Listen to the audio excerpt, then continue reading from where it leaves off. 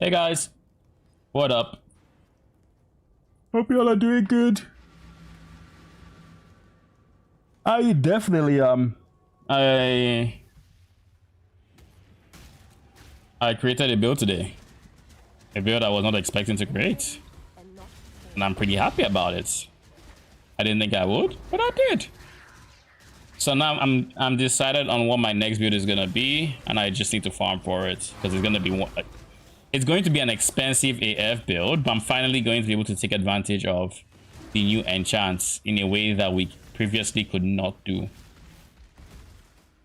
It's realistically the only way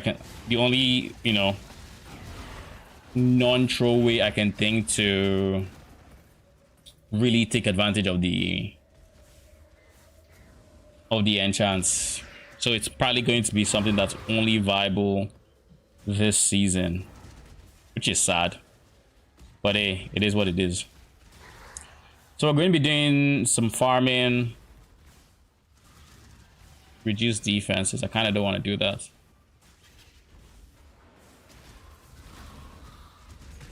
But yeah, it's going to be my first minion build in a long while that does not restrict my minion usage in any way. So like this one has me only using an AG, no support specters. Raid Lord has me using, it has me using specters, nothing else. There's a whole bunch of shit. But this one right here doesn't require shit.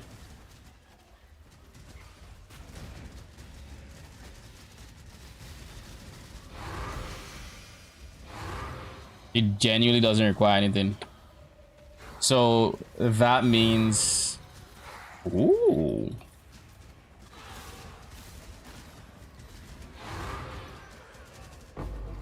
So that means that I can use an AG, I can use support specter. The sky is the limit, really. And it feels good to have that freedom. Like genuinely, I was able to pull out so much damage from the build without any tweaking that it's like, it is insane, pretty much. Not to mention, while some of it is not PoE-able, it's gonna be insane, but some of it is not PoE-able. The part that is PoE-able is gonna be insane. And the part that isn't is guaranteed. It's basically, what the fuck did I do wrong? How did I get here? Oh, this is that very weird layout that has you coming to. Okay, I didn't do anything wrong in my pathing. It just so happened to be the weird layouts. But anyways, it wasn't like any of the other builds that I had to like think too hard, try to do, solve, basically get a degree to just try to make it work, try to fix the defenses. None of that. It was just bada bing, bada bam, boom, build ready. Everything's working. And I find the more and more I mess around with PoE, the more I see just how important it is to have a high minion count. Because part of the reason it was as easy as it was is because I have a high minion count.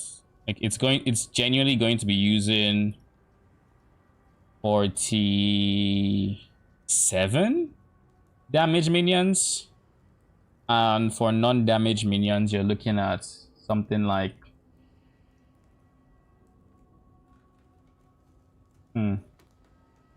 you're looking at 1 2 3 4 5 6 7, like 7 extras, so like 50 something minions total, something like that.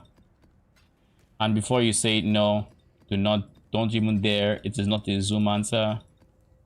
It's not a fucking zoom answer. All right, yo, I am so tired of hearing that term. Like, can we just go back to the times when we could just have minion builds and not need to have them be zoo monsters for fuck's sake? Oh wait, I feel like this should be one divine, so I'll put it on one divine because it doesn't make sense to me that harvest memories are only a divine or Einhard memories without profitable juices. I'm lagging big time. But yeah, today is going to be a farm day.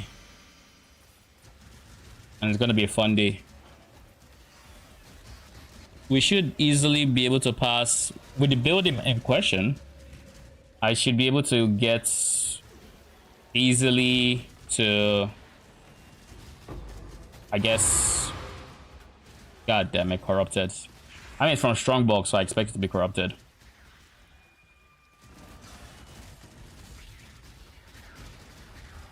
But anyways, the DPS we're looking at is currently like 37 to... It's like 37 mil. DPS, something like that. But keep in mind it's on a 12 link. Now the DPS without said 12 link is about 20 something mil. But the reality is that one is going to have much worse DPS. Because we are relying on a very specific enchantment that costs, how much was it? By my calculation, a bit over 75 div. Probably more than that. I don't know how much power runes are going for, but I'm gonna need 15 of them. So at least 80 divines. It's dumb that explosion freaking hits the tree. Like, the fact that it still hits the tree is wild. Like, no, that should be illegal. That should actually be illegal. Like, goddamn. But yeah, there's a very good chance this next build will be my last build of the league. So I'm more than happy to spend the divines. It's not gonna be cheap. The Diala's version, you know, it's Diala's and it's going to be using a lot of red sockets and not as many blues, so it's gonna be more expensive even still, but that's as budget as it comes. It is not a league starter by any means. It could be a league starter if you like the playstyle, but the reason this works is because I came up with the idea to avoid said playstyle. So I wanted to feel like I have permanent minions pretty much. But yeah. Well, I don't give too much information about the build, but all I'm going to say is it uses animate weapons. How it uses it, I'm not going to talk about yet.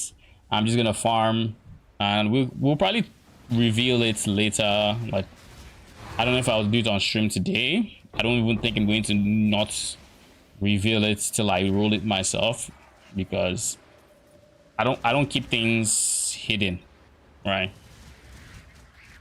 But right now it's still a fresh idea. I'm still playing around with the possibility that there are holes in it and whatnot, so I'm hesitant. And again, this is a POB I cooked up literally in like, how many hours was it? I started working on it by like maybe 11ish, 12, and god damn, today's hot. Yesterday was so freaking cold, and now today's bloody hot. Like, jeez. Yesterday I had to use a heater, today I have to use a fan. When the weather can freaking make up its mind. But yeah, I cooked up the POB in literally like 3-4 hours, so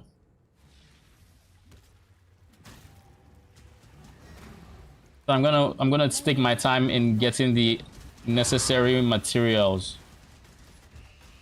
I do think with the amount of currency I currently have, I should be able to do it soon, because I mean, I have a mirror shard, I have like 5 power runes, I have currency, even though it's not liquid, and all I have to do is farm a bit in the next few days, and I should be able to do it now. That being said, I have been spending a lot of my time. Like, I have been spending a lot of my time on Deadlock because that game is fun. That's all I'm gonna say. It's fun, and I'm enjoying the playstyle. But now that I actually have a PoE goal, I'm more than happy to spend a few hours every day just farming. I'll probably not rush it, like, because worst case scenario, I still have the video for this build to make. I also made a low budget version of this build.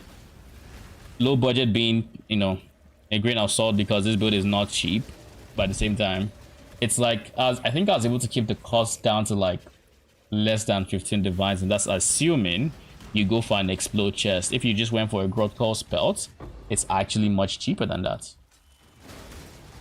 Like, actually, and keep in mind, this explode chest is not explode chest plus extra curse chest. No, it's explode chest, and that's it. Just explode chest. You just get your explode chest, and you craft chaos res, and you call it a day. So you spam yellow juice until you find it, and you call it a day after that. Ooh, Sephiroths. Isn't this my second set of Sephiroths? Very soon I'm gonna have a full set. I say that, but I only have like 4 of them, I think. Still though, it's 10 divines.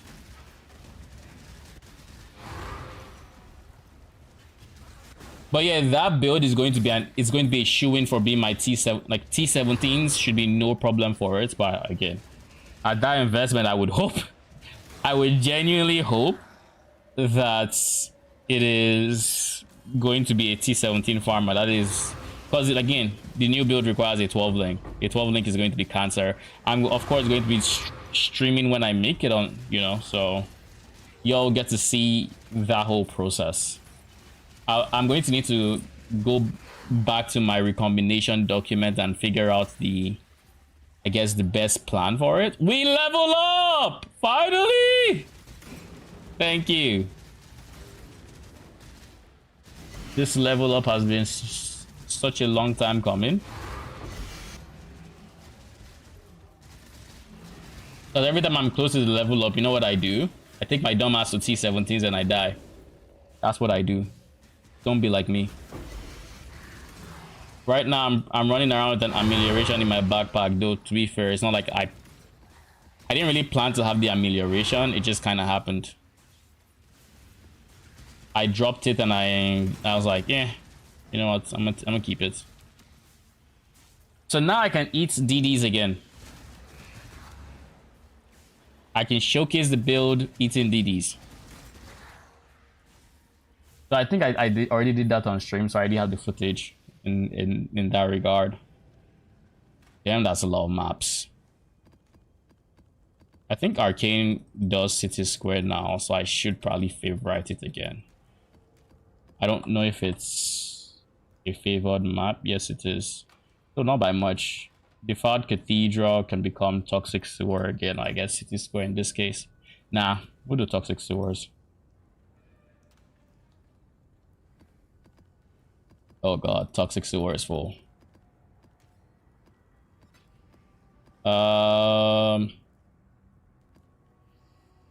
Okay.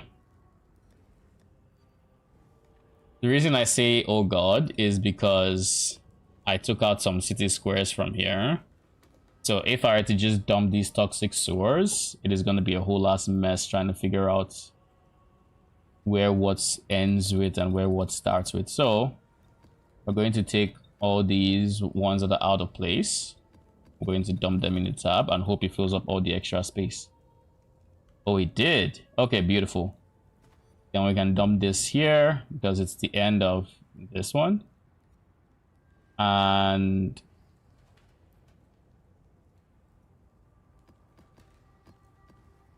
Defied Cathedral. Okay.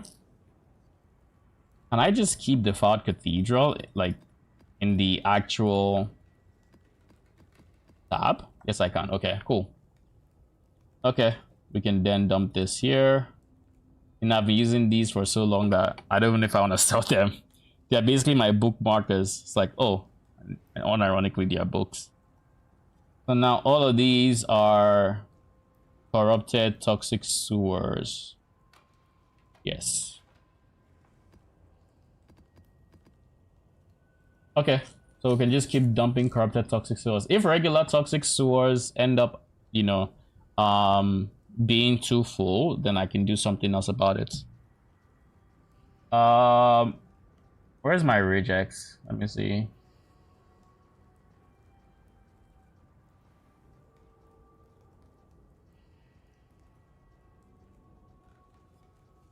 Nah, no toxic sewers here.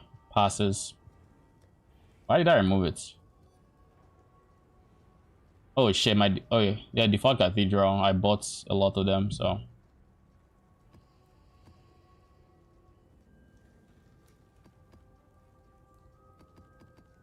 All the ones that do not pass are going to be taken away.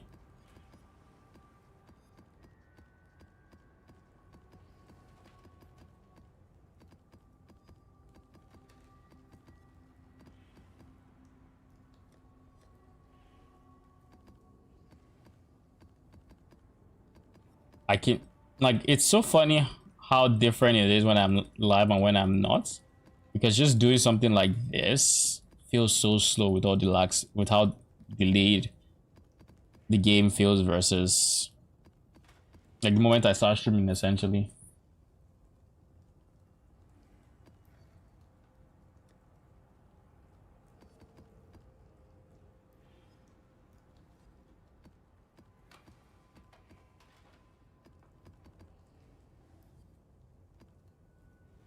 Yeah, okay.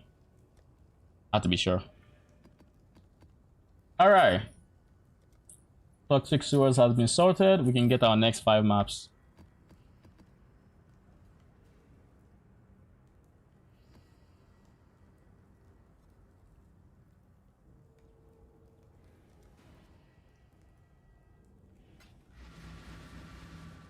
But yeah. The next build, everything got sorted out very quickly. Defenses, no problem. Physical defense, not an issue. Elemental, not an issue. Only thing that, like, obviously could be improved on. Talk about Sephiroth. I tell you, before you know it, I'm going to have another, like, I'm actually going to be able to turn it in for 10 divines. Before you know it. Oh yeah, Rogue Exile.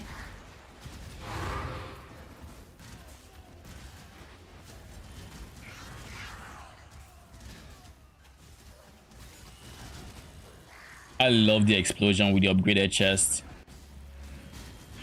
I'm gonna have to craft another one though.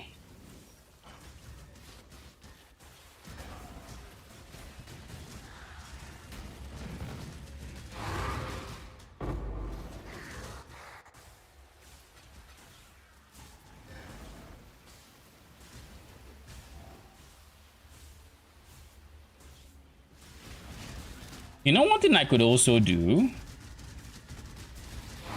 I just thought about it. It would be a net positive for my build. But the question is, without convocation, will my anime guardian be able to keep up? Now, in theory, my anime guardian should be zooming with how much movements. Please be a divine or something. Beautiful. Yo, we farming. We actually farming. Like, you see, I have moments like these where, like, I'm personally thinking about running harvest as my farming strat. I want to run harvest. I think the margins right now are really good, and I think it is going to be very profitable. The problem I have is my memory of harvest involves a very not feast or famine, because it was was actually a very good it was very consistent, but it involved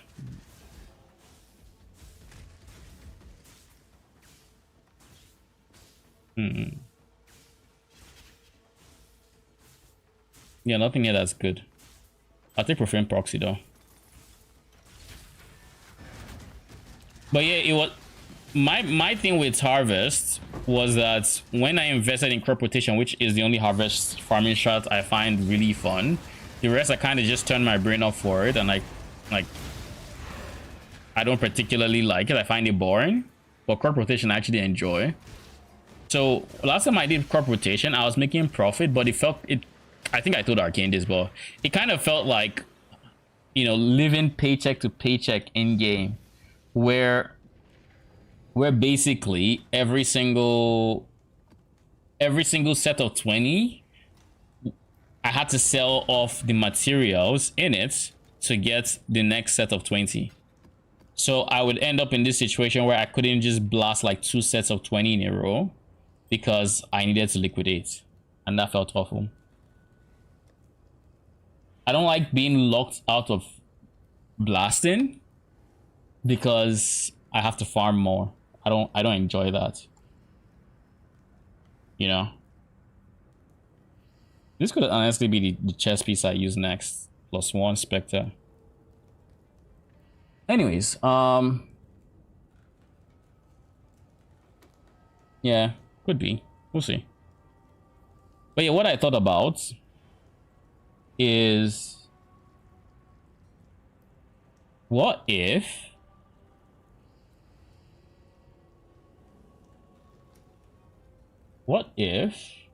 I did this? PoE wiki. What if I give my AG Asenat's Gentle Touch and then would explode? It's because what would then happen is it would curse them.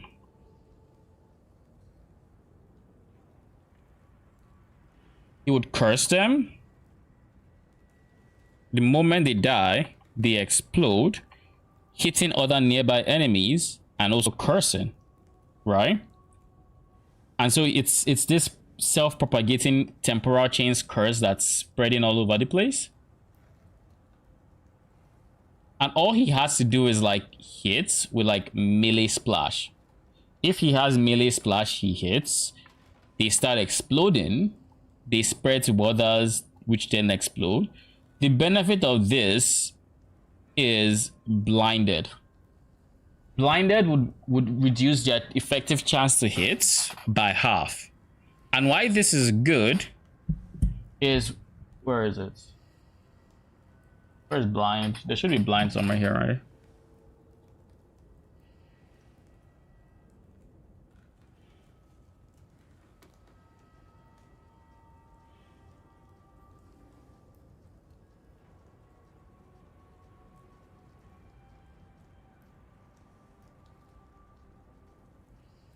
Where is it?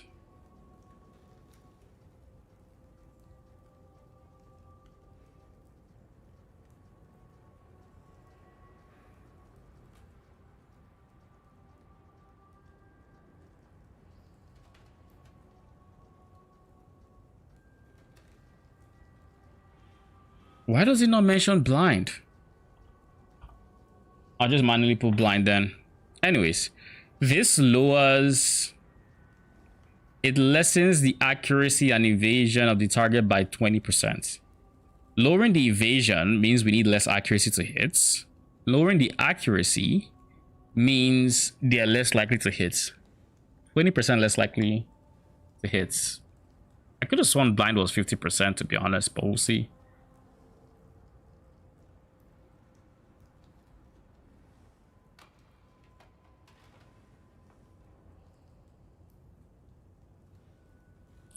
It reduces its effective crit chance by reducing its chance to succeed confirmation rolls of critical strike chance.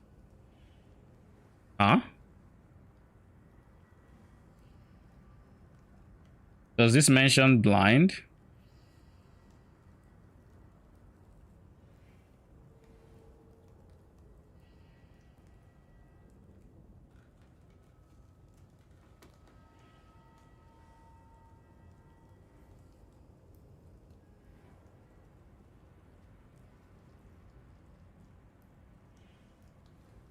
Blind. I think, I mean, the way I understand it would be that you have a reduced chance of critting because you have a reduced chance of hitting. But what does this reducing its chance to succeed confirmation rolls of crit strikes?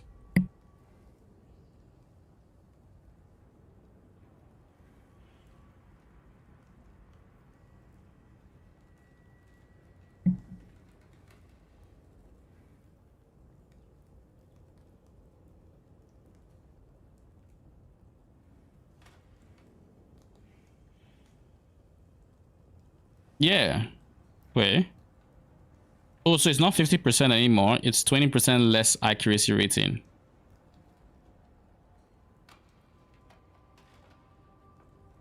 I thought it reduced accuracy by 50, but I guess it's 20.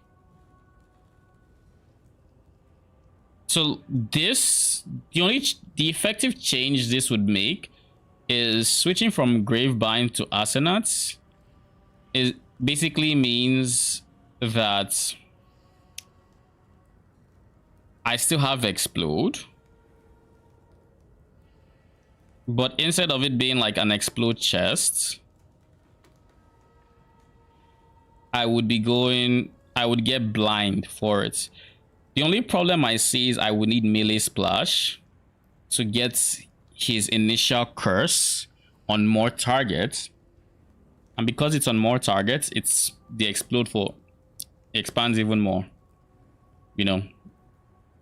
And I think these are guaranteed explodes too. So the moment he hits and melee splashes on a pack,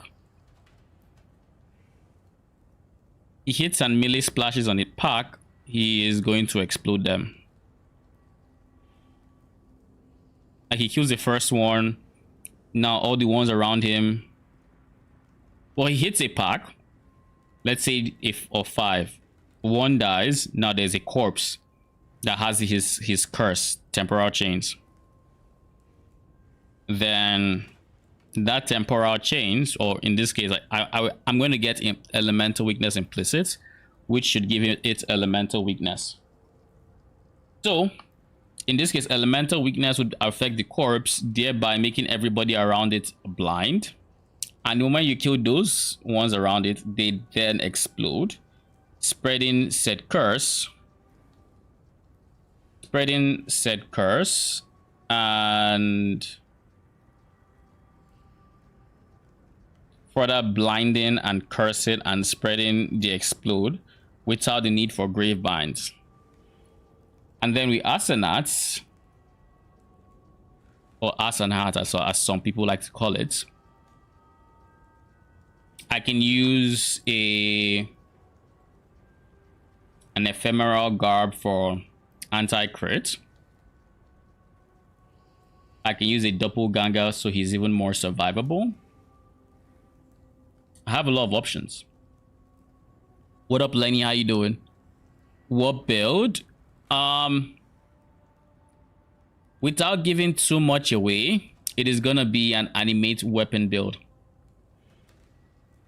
It is going to be fun, and it's in its preliminary stages of PoB because it's literally something that cooked up in a few hours. It is going to be disgusting. Very, very much so. It has two, I was able to think of two, I guess, budget versions. One being the one I'm going for, which is the extremely high budget. The second one is a bit cheaper using Dialas. And I think, and I am not doing the Dialas one because it's funny. I'm not doing the Dialas one because I'm not the biggest fan of the playstyle with Dialas.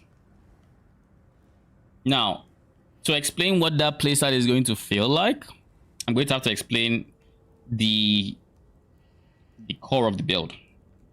Now, the core of the build is around the runesmith. What the hell is this? Why is this bigger? Has this always been this big? Anyways, before I get distracted, to explain the core of the build, I guess TLDR, it's centered around the runesmithing enchant that we've all heard, which is, let me just open it real quick. This guy right here. Now with this version, I should be able to keep perma uptime on Val animate weapon. And as such, I do not need to interact with regular animate weapons. That is the core. So the Diala's version does not use this. And because it doesn't use this, because the Diala's version doesn't use this, I would have to interact with animate weapon, which I don't want to interact with, because then I have to go about summoning, like I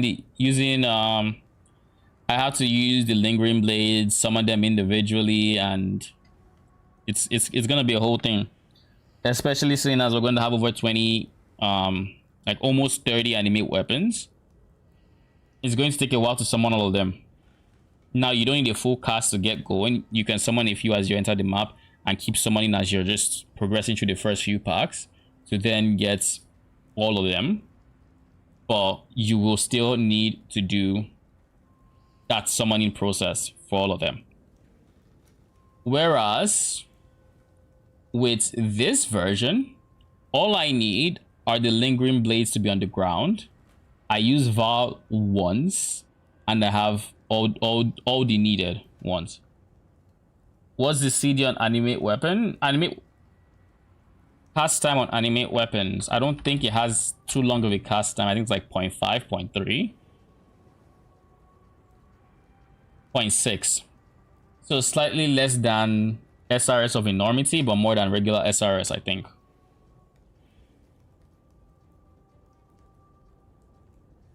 Yeah, more than regular SRS, but less than enormity. It's funny how I know this.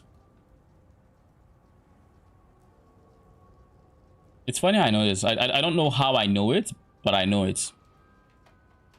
I know how I know enormity. Enormity just felt nasty to play.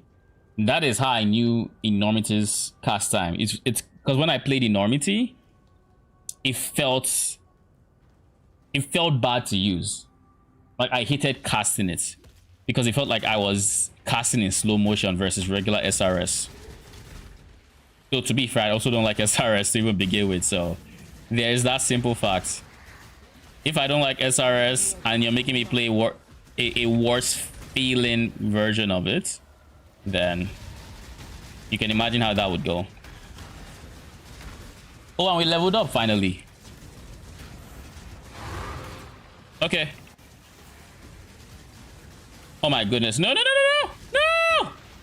Bruh. Don't open, please. Can I? No. Close? Okay, cool. I wanted to open POB.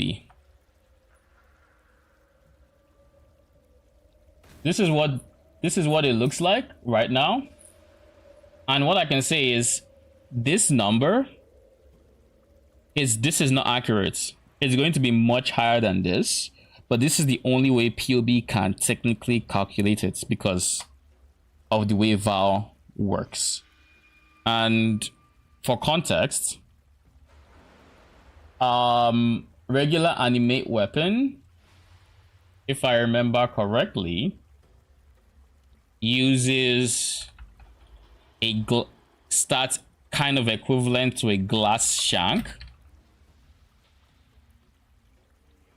Like stats equivalent to this for the animate weapon, and then the animate weapon itself has base damage added to it. So like animated linger deals this to this added, so it adds damage to that, and then other than that it also just has more damage and more attack speed and all of this BS, right? But the Val version uses actual unique attack based weapons. So this means the base items that are being used for this, you cannot estimate it because they are random. Heck, when I was leveling with my for this my current character, my chains of command, I would sometimes get a kingmaker, and I know it's a kingmaker because I would get the 45. Like I would see all my minions had 45. So like it's just very random. So you can't estimate how much the base damage is. But one thing I can tell you is that it is much higher than the glass shank and this. So that figure we just saw, Lord knows just how nasty it's gonna be in practice. Oops. So that is part of the reason I'm really looking forward to it, because it goes nowhere but up from here, and B, defensively it is a very solid build.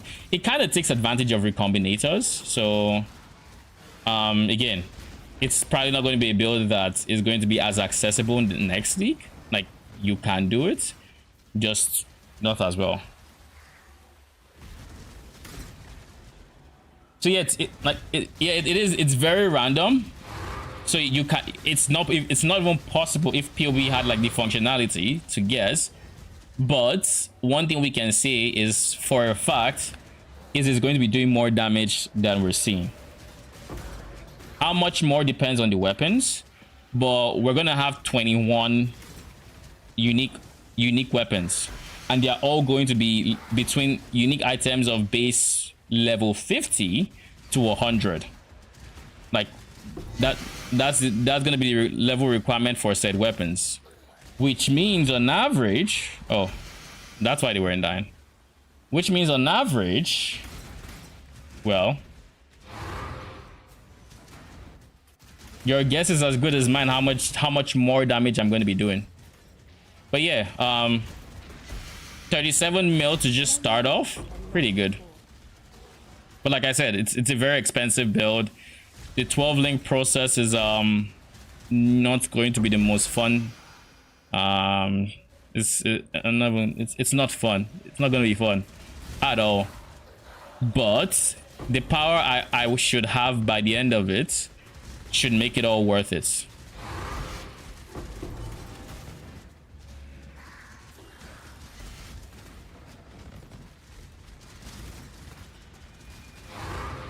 I feel like I've price checked a prophecy wand recently and it wasn't all that great. God damn, I feel like that combo of explosions would have killed me. Unless I went to look for things to leech off of. So for the next few days, while I play, you know, farm PoE and off stream farm some more, but realistically, I'm also going to be playing Deadlock because, I mean, it's a really good game. It really is. I'm enjoying myself playing it, so I'm going to be mixing that and PoE off stream. But I should be able to farm up the required currency before too long. I should be already close to it because I don't see the cost of what I would want in terms of a 12 link weapon using recombinators should be much cheaper than crafting it the regular way. What does this do? Oh, strength to dexterity. All right.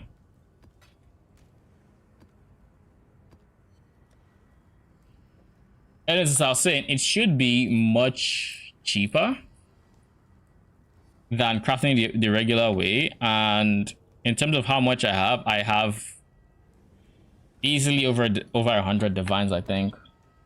If I look at this, I have 35 div here. I have a whole bunch of divination cards that I can sell. How far am I from Sephiroth? I'm 6 over 11 of Sephiroth. I feel like I'm going to keep this until I get to 11 and just cash out the 10. Might as well.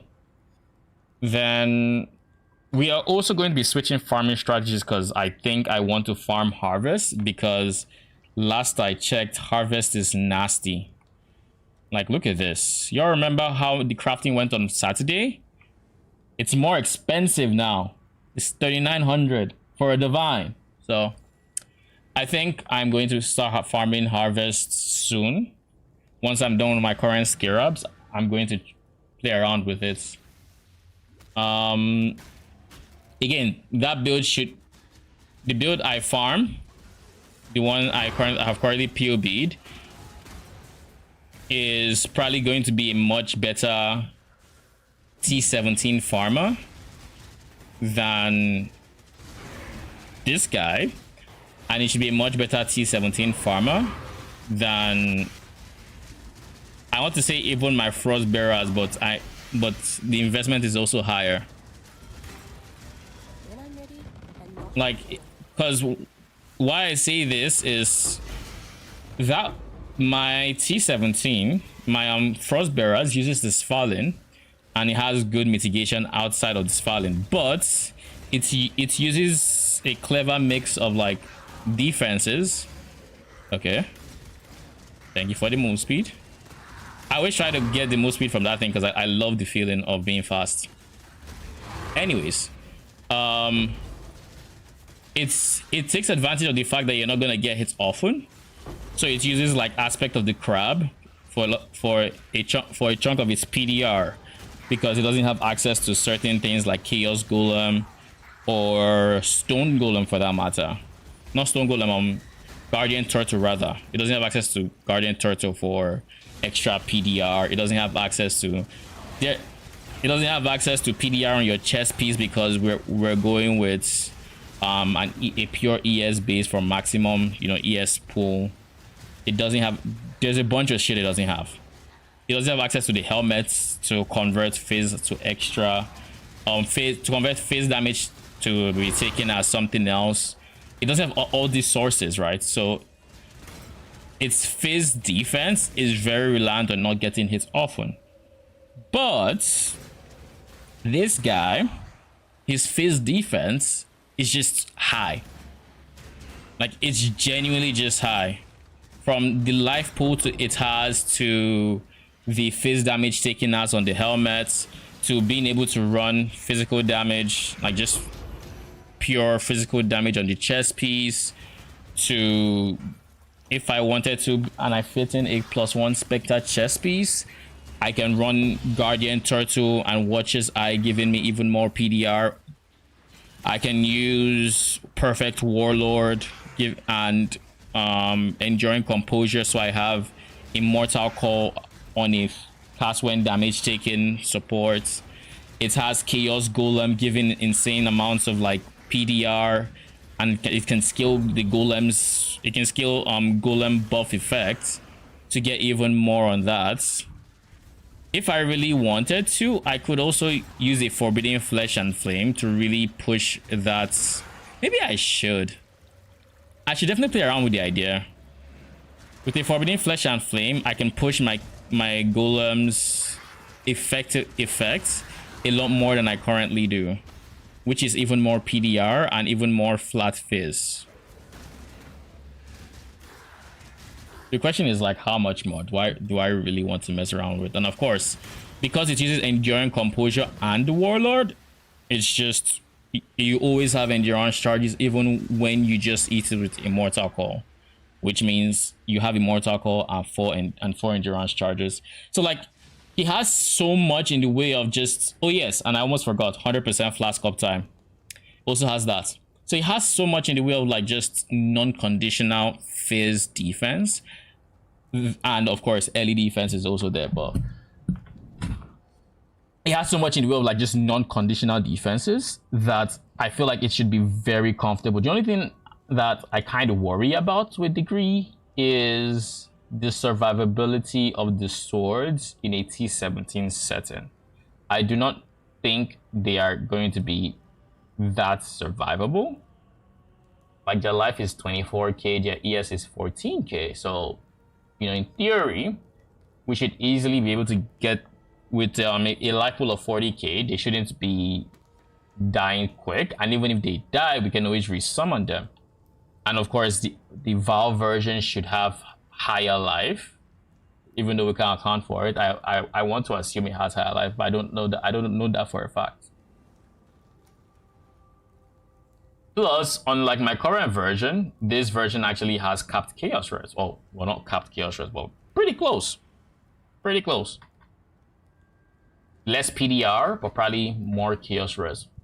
Actually, this max it could also be competitive. Look, I also haven't taken a look at my AG, so let me look at my AG. 83k life, 52k ES.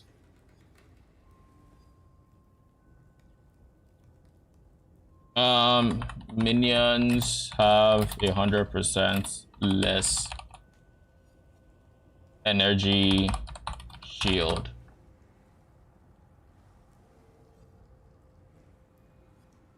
$600k max hits, but this is low.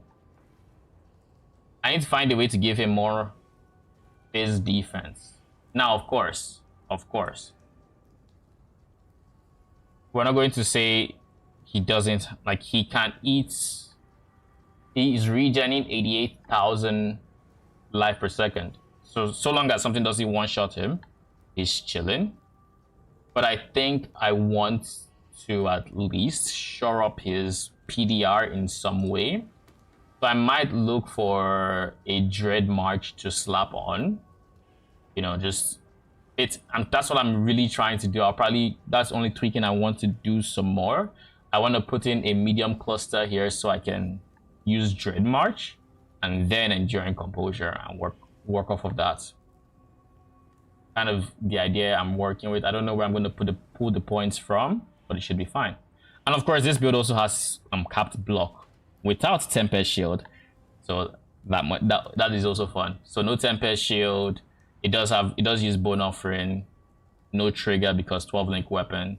So the Bone Offering is reliant on me being on top of using my Arcanist brand.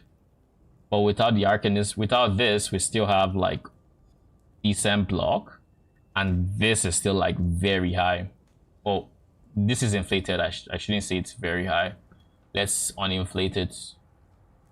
It's 23k phase max hit. It's 45k early max hit. We don't have to 38k chaos. We don't have to turn off any flask because our flask uptime is 100%. There's some minion tricks like life on death in mastery and stuff that might help. Oh, I am using it. I am using. Am I? Leech. Oh, I stopped using it. Why did I stop using it? Oh yeah, I went for this one instead. But yeah, she should be regenerating so much that it shouldn't be possible. My Spectres, on the other hand, are not regenerating all that much. So I might want to invest in Righteous Army. I haven't decided yet. But yeah, I can easily pick it up here.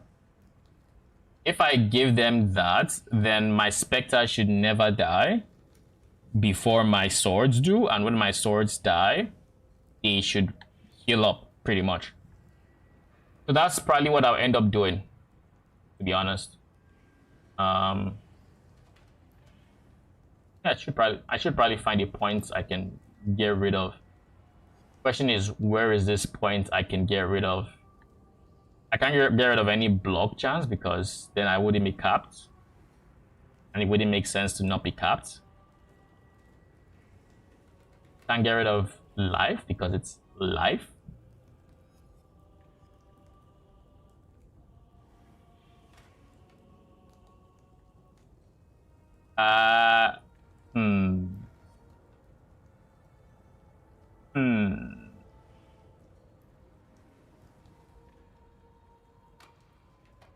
Yeah, I also know masteries that are kind of wasted because the only offensive mastery I have is Offering. You are block chance. Like, block is the only thing I can potentially give up.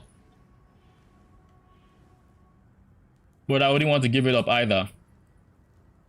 Like, I can maybe give up this one. and that puts me 1% block on the cap. This is still cap though, and this is still fine. We'll see how it goes. In any case, that is what I'm working with. What I could also do is I could say fuck it, I don't need 20% anti-crits. I would then get myself down to, what is this, 75% crit reduction chance, and instead then I'd have 1, 2, 3, 4, and then I can fit in the medium cluster I was talking about.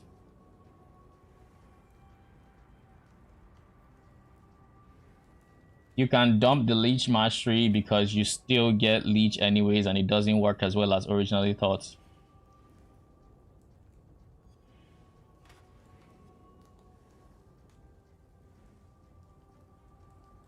What do you mean?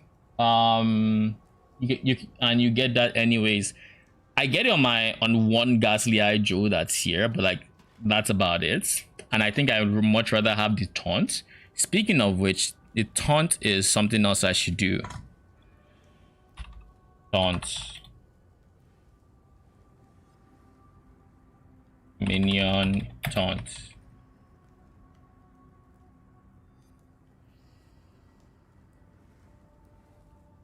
Nearby enemies.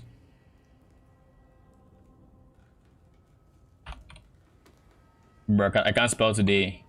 Enemies deal 10%. Is taunt less or reduced? It's reduced, right? No, it's less rather.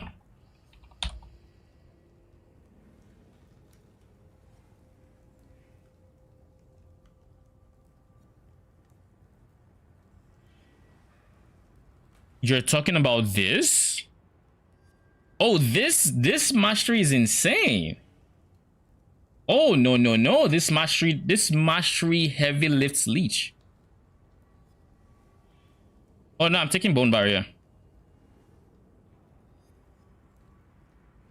Without bone barrier, I have no use for this mastery, but this mastery is... How can I show just how strong the mastery is?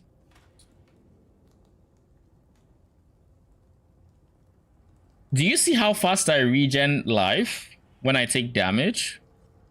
A big chunk of that is Blood Notch, or Blood Notch helps a lot. But when I have the Eldritch Altar modifier, reduced life recovery rate or whatever it's called per endurance charge, and I have 4 charges, that I think I can actually show. Odds I'm going to get in my next map, so I want to show you how. Let's dump all of this. When you have that modifier, anything that reduces life recovery rate, it reduces how much you leech. So like your regular leech gets reduced, it's not as effective, all of that, right? But your instant leech isn't touched because it doesn't have a duration tag on it, so it is not reduced. Same with the less recovery rates modifier on the map. If you run a map with less recovery rates and it's over 100%, you are not going to leech. But instant leech works regardless. 10% of life is 10% of 1%. Okay, I see where the disconnect might be. I'm going to spend time explaining, I guess, leech and instant leech. I think it is stronger than you are giving it credit for. Okay, what I'm going to do, because I kind of don't feel like fully clearing this map before I do it, because I will forget. I know myself, I will forget. No, I'm going to stay in the map. If I stay in the map, I will not forget to fully clear it. But if I leave the map, I will forget. Okay. So the reason why this leech mastery is broken is... No, it's fine. I just want to talk about leech in this case.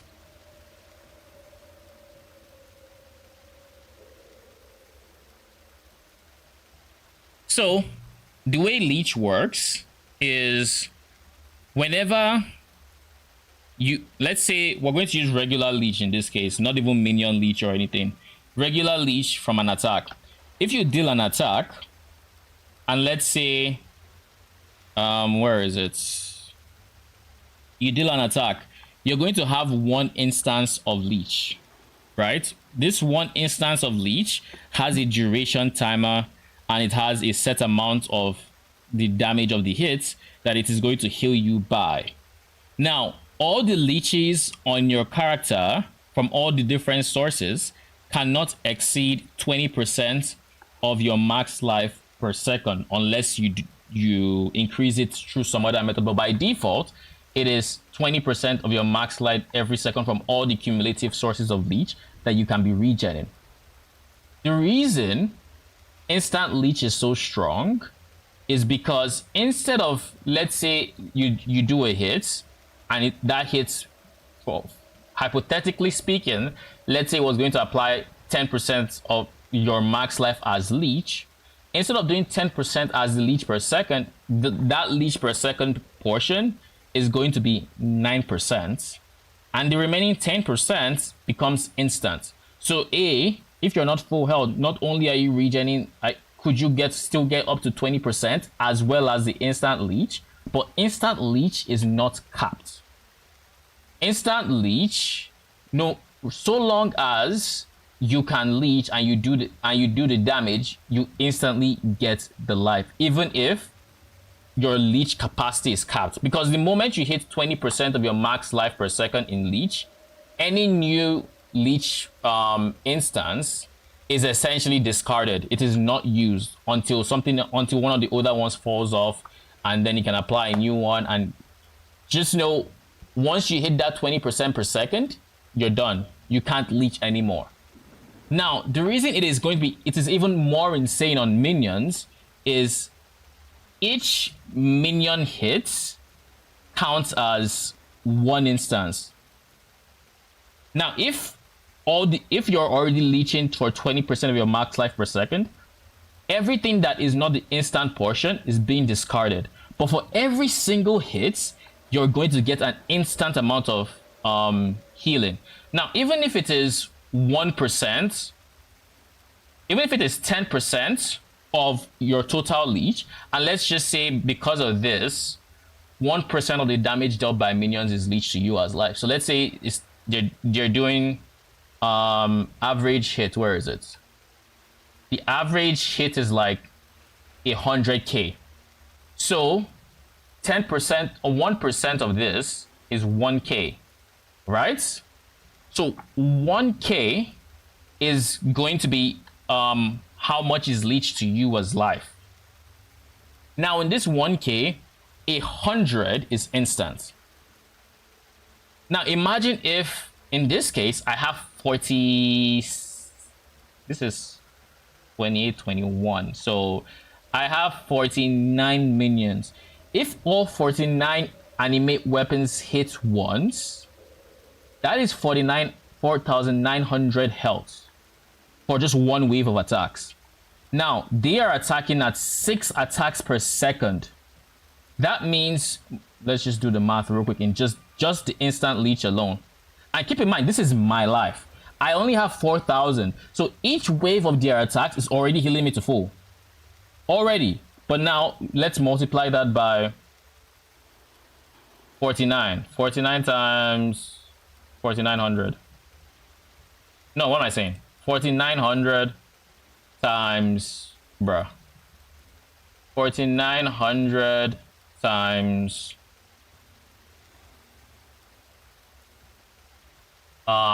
6, which is what they do every second. This is 29,000 life being healed just from the instant portion every second. So long as they are hitting, this life is going to you. If it doesn't matter if you have 100% less recovery rate of life, this one is what you are going to gain in a second. Meanwhile, your regular leech is capped at 20% of my max life in this case, which is 4554 times 0.2. This is how much I'd be gaining from regular leech every second. Whereas with the instant version, I'm getting 29,000.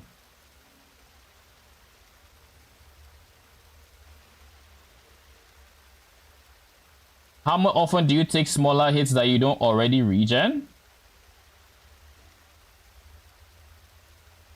My current character is the worst example for this because of Blood Notch.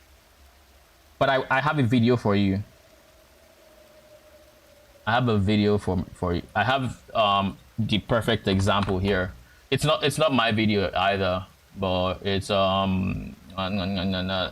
Sir Mustache the Glorious. This is the Vitality Stone Golem. Vitality, my vitality is needed for, is only gotten from my Warlord, and that's about 50 health a second, so it's not the greatest. Stone Golem, I'm not running Stone Golem, so I don't have that. Where is it? I don't know the exact one. I think it's this. Say my name.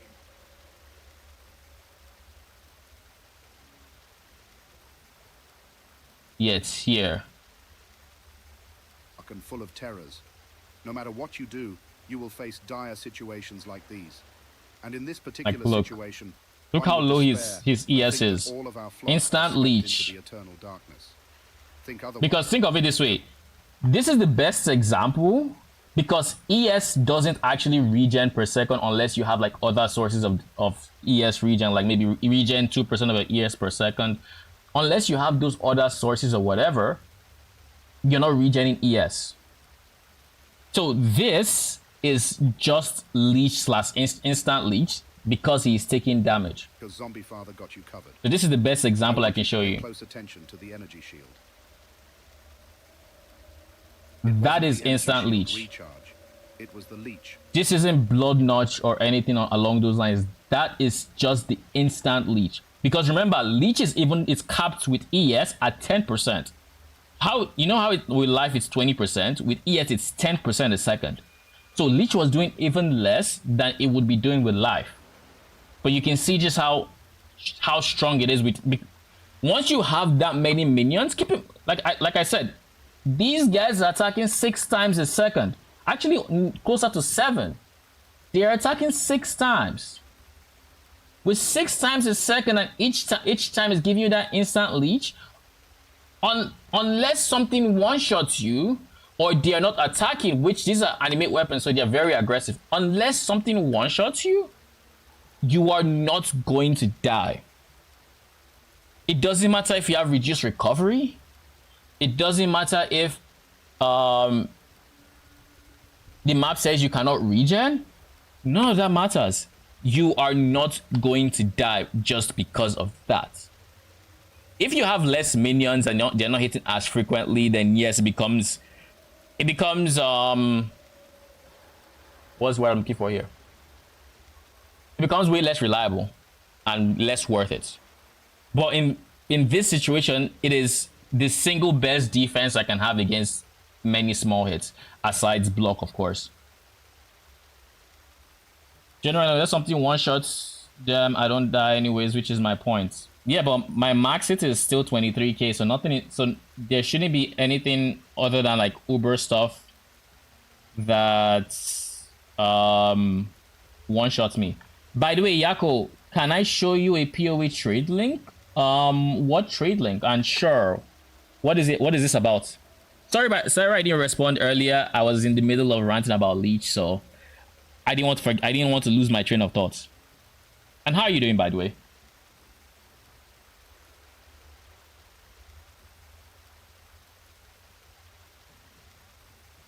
But yeah, 23k max hits. Oh. Oh,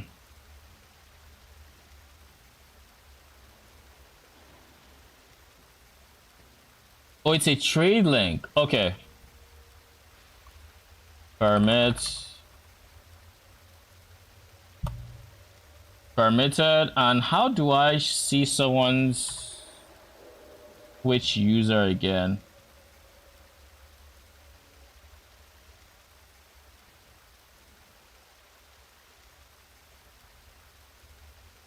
There you go.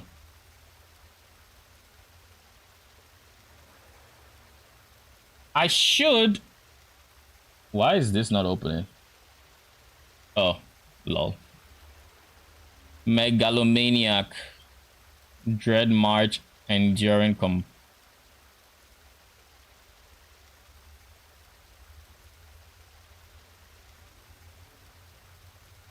Okay.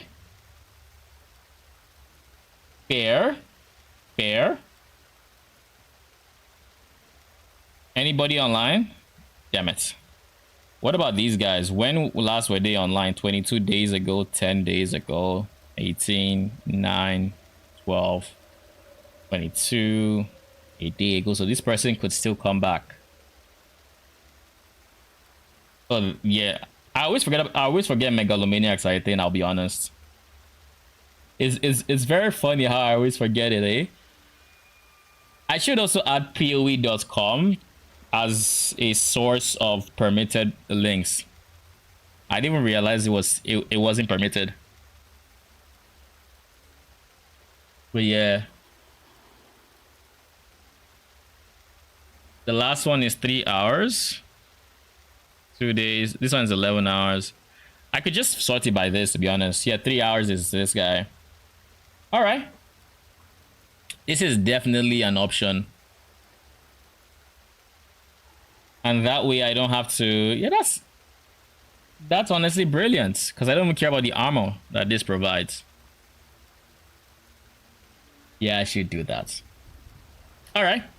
I'll keep my eye out for this because I'm going to need it. The one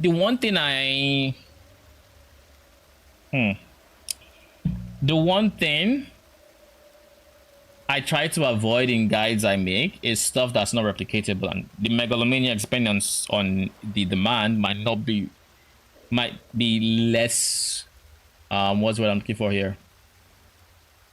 It could be less accessible to everybody that wants to play it, but I also do not think Dread March is compulsory.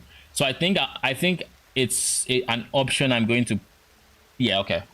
I can put it as an option. If the Megalomaniac is available, go for it. But if it isn't, you know, that's fine too.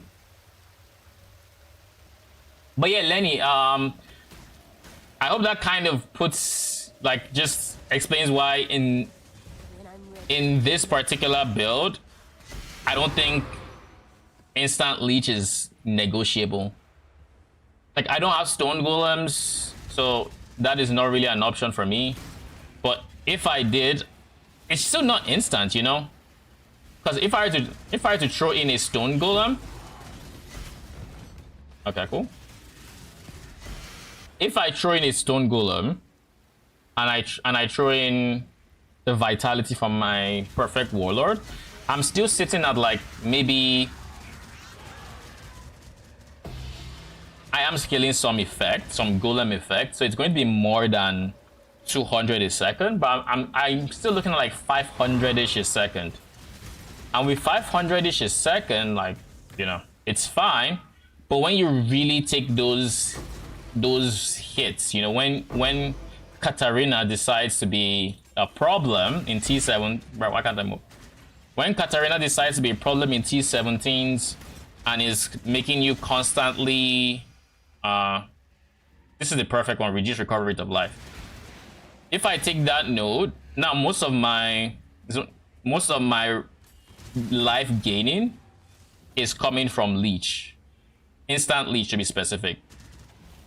So like, look how fast it fills up the moment they start attacking things, versus the non-existent leech, because it's reduced recovery rate of life.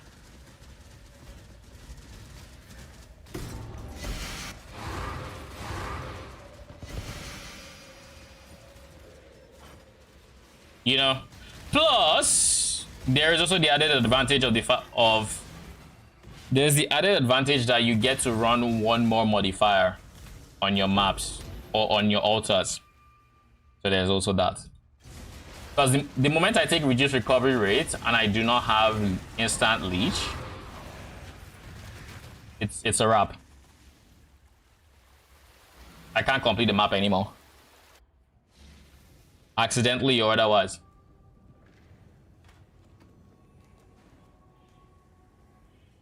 Johan, take some gold.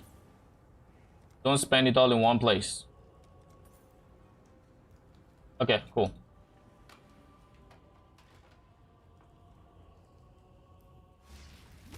Yo, the heat from today is just, it is wild.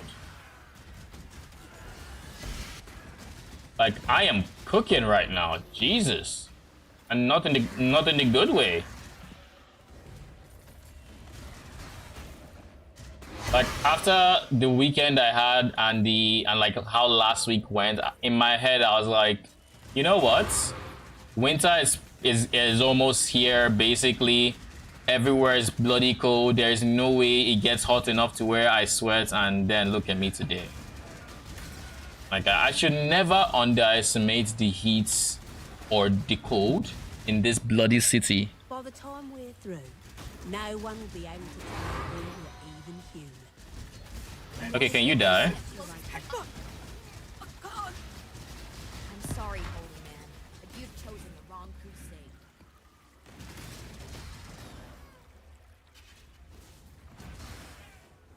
But yeah, honestly, I haven't visualized instant leech in the way I just did, which is mathing out how much leech you could actually be doing on a build, because I'm always like, yeah, whatever it is, it's enough. But like, it's actually insane that you can be basically recovering 29k life every second. Like, that is wild. Now, of course, on some builds it's less efficient. Like, what is a build that is less efficient? Something that has a low minion count. So, for example, if you're making an HE or smiting build, probably not as worth it. Golem build that has like 4 golems, again, probably not worth it. What else is there that isn't worth it or is worth it?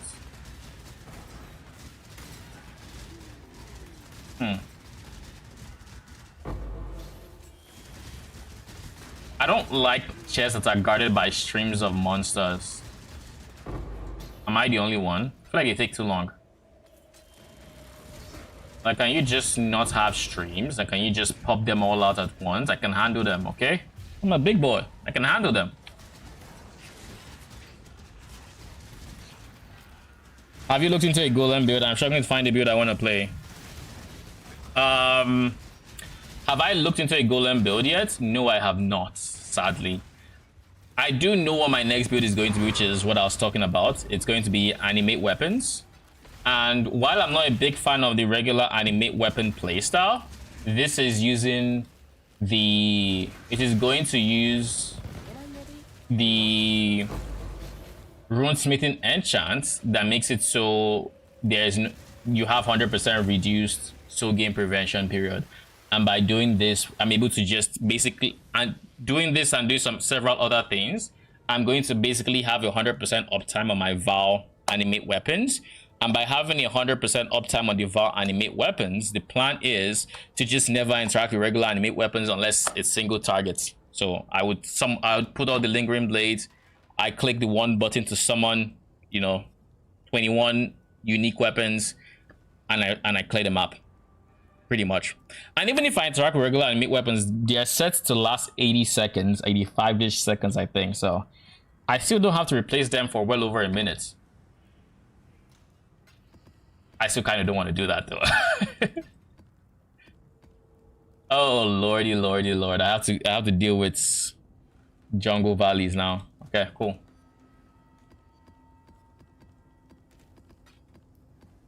It just means I need to sell maps sooner rather than later. I'll probably do that off stream, I think. 8 mods. Jungle Valley should be around here. If I can spell. Where's J? There you go. Time to get to unidentifying.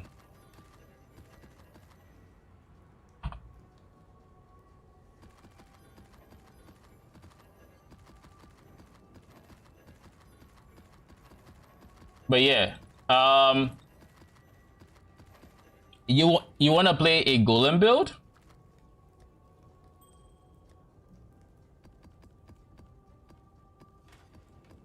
Need ideas. I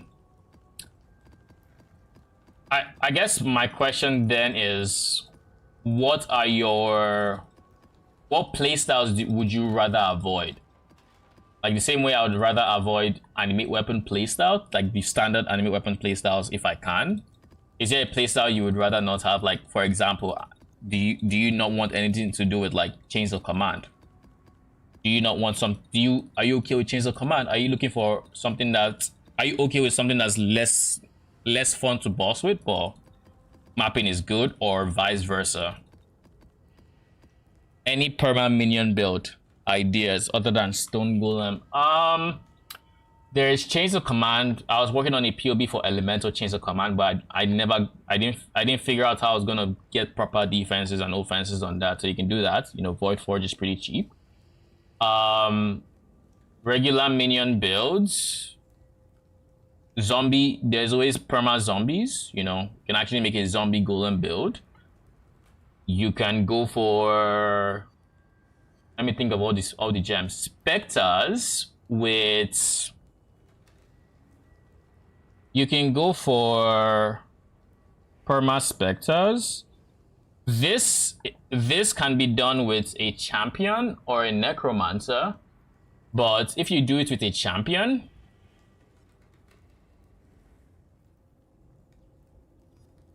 if you do champion and you go for piercer demon, all the movement speed you can give them from your banners should make clearing with these guys pretty fun.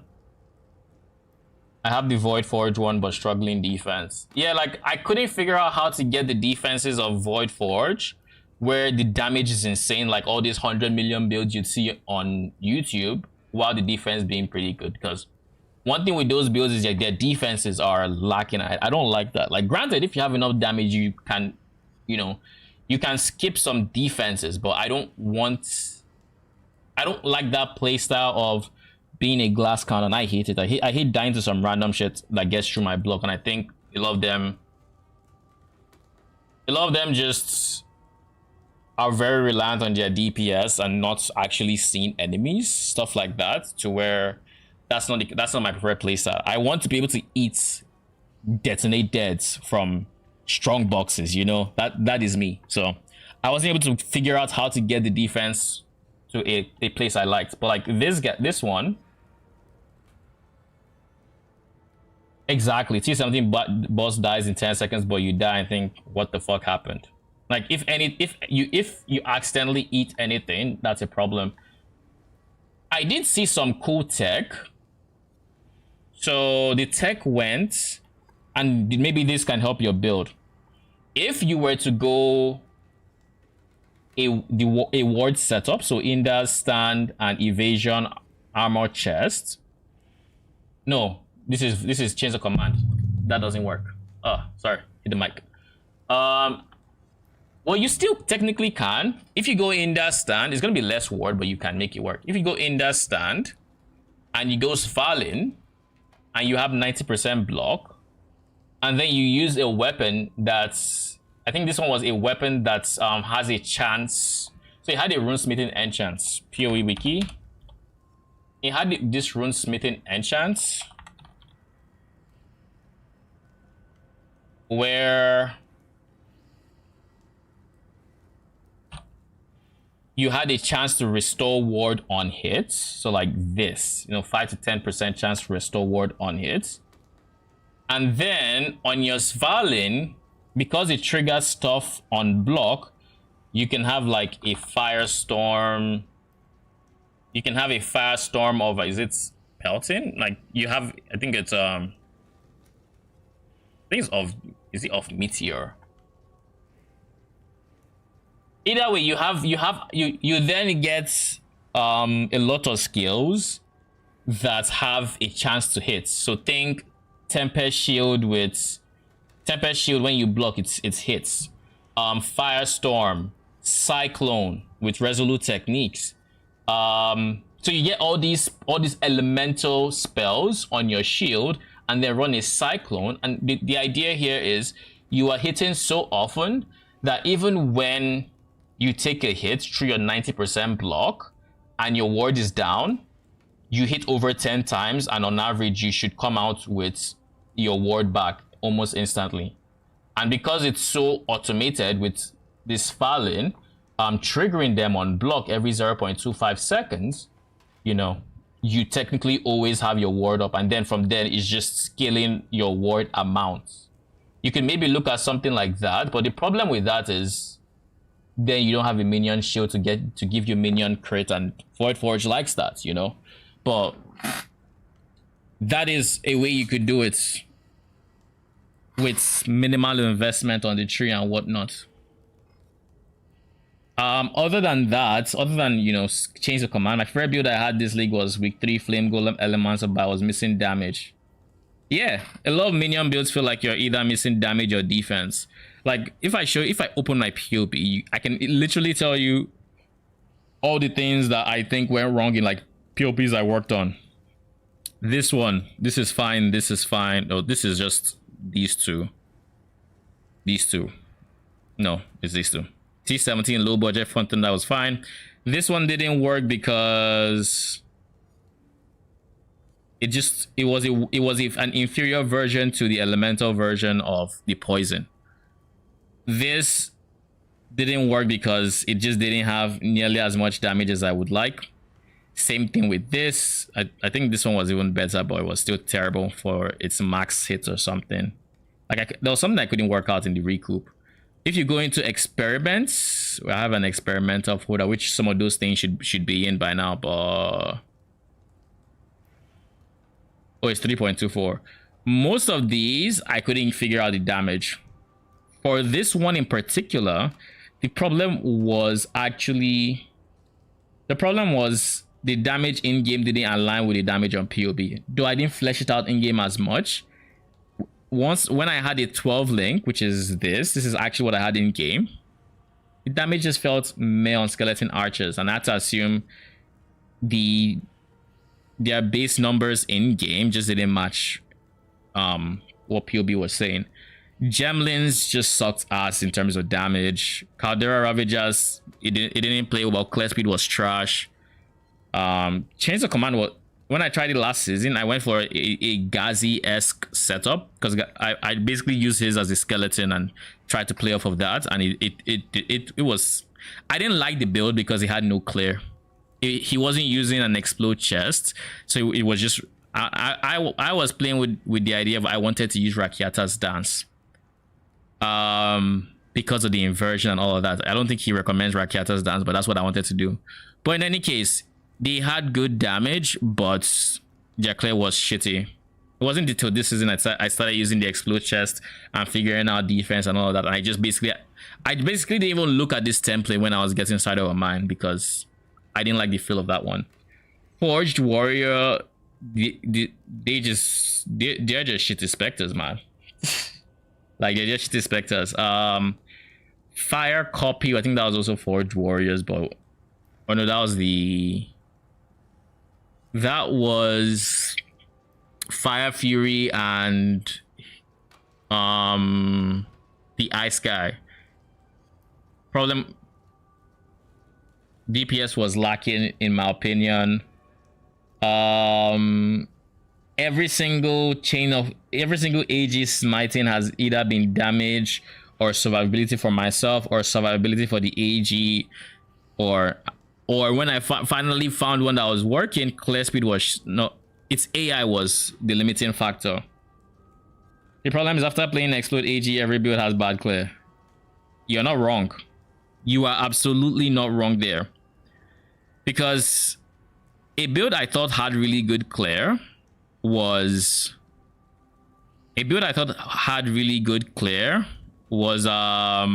what's its face? My Frostbearer build.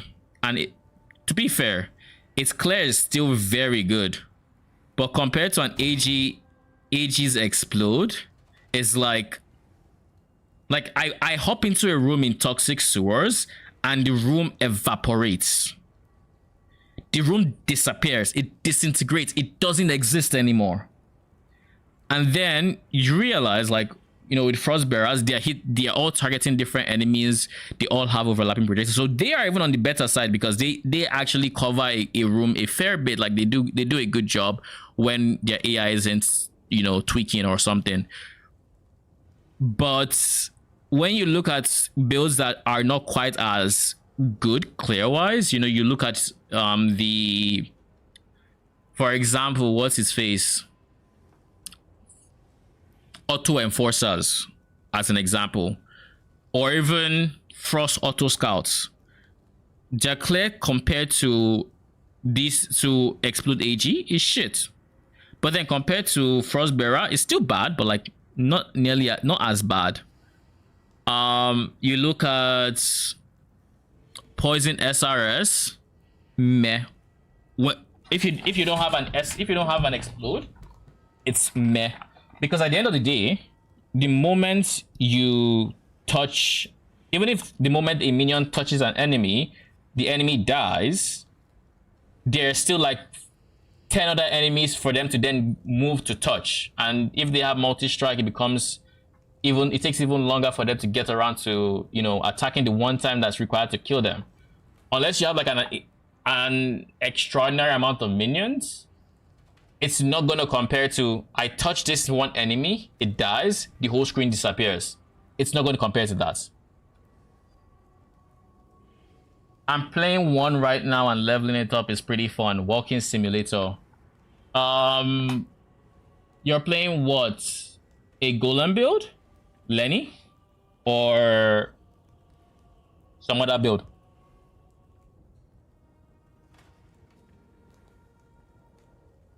That's why I hate pure Spectre builds or pure Golem. This is a pure AG build.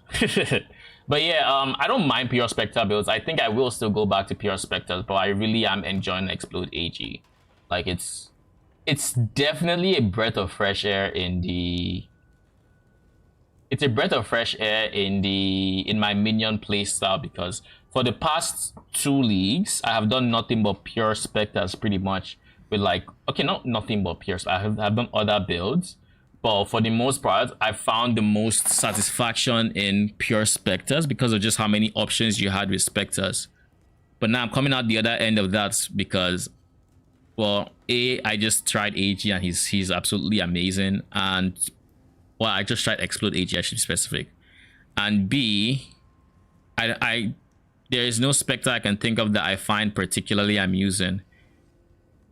Like, I can potentially make Forged Piercer Demons work, but I don't think it'd be any different from making maybe Runic Skeletons work, except maybe because they have less range, I would want to scale their movement speed more. So the way I would go about getting them to clear is different, but at the end of the day, their main clear is auto attacks, and the moment a Spectre's main clear is auto attacks, then you're just dealing with a reskinned zombie in my eyes.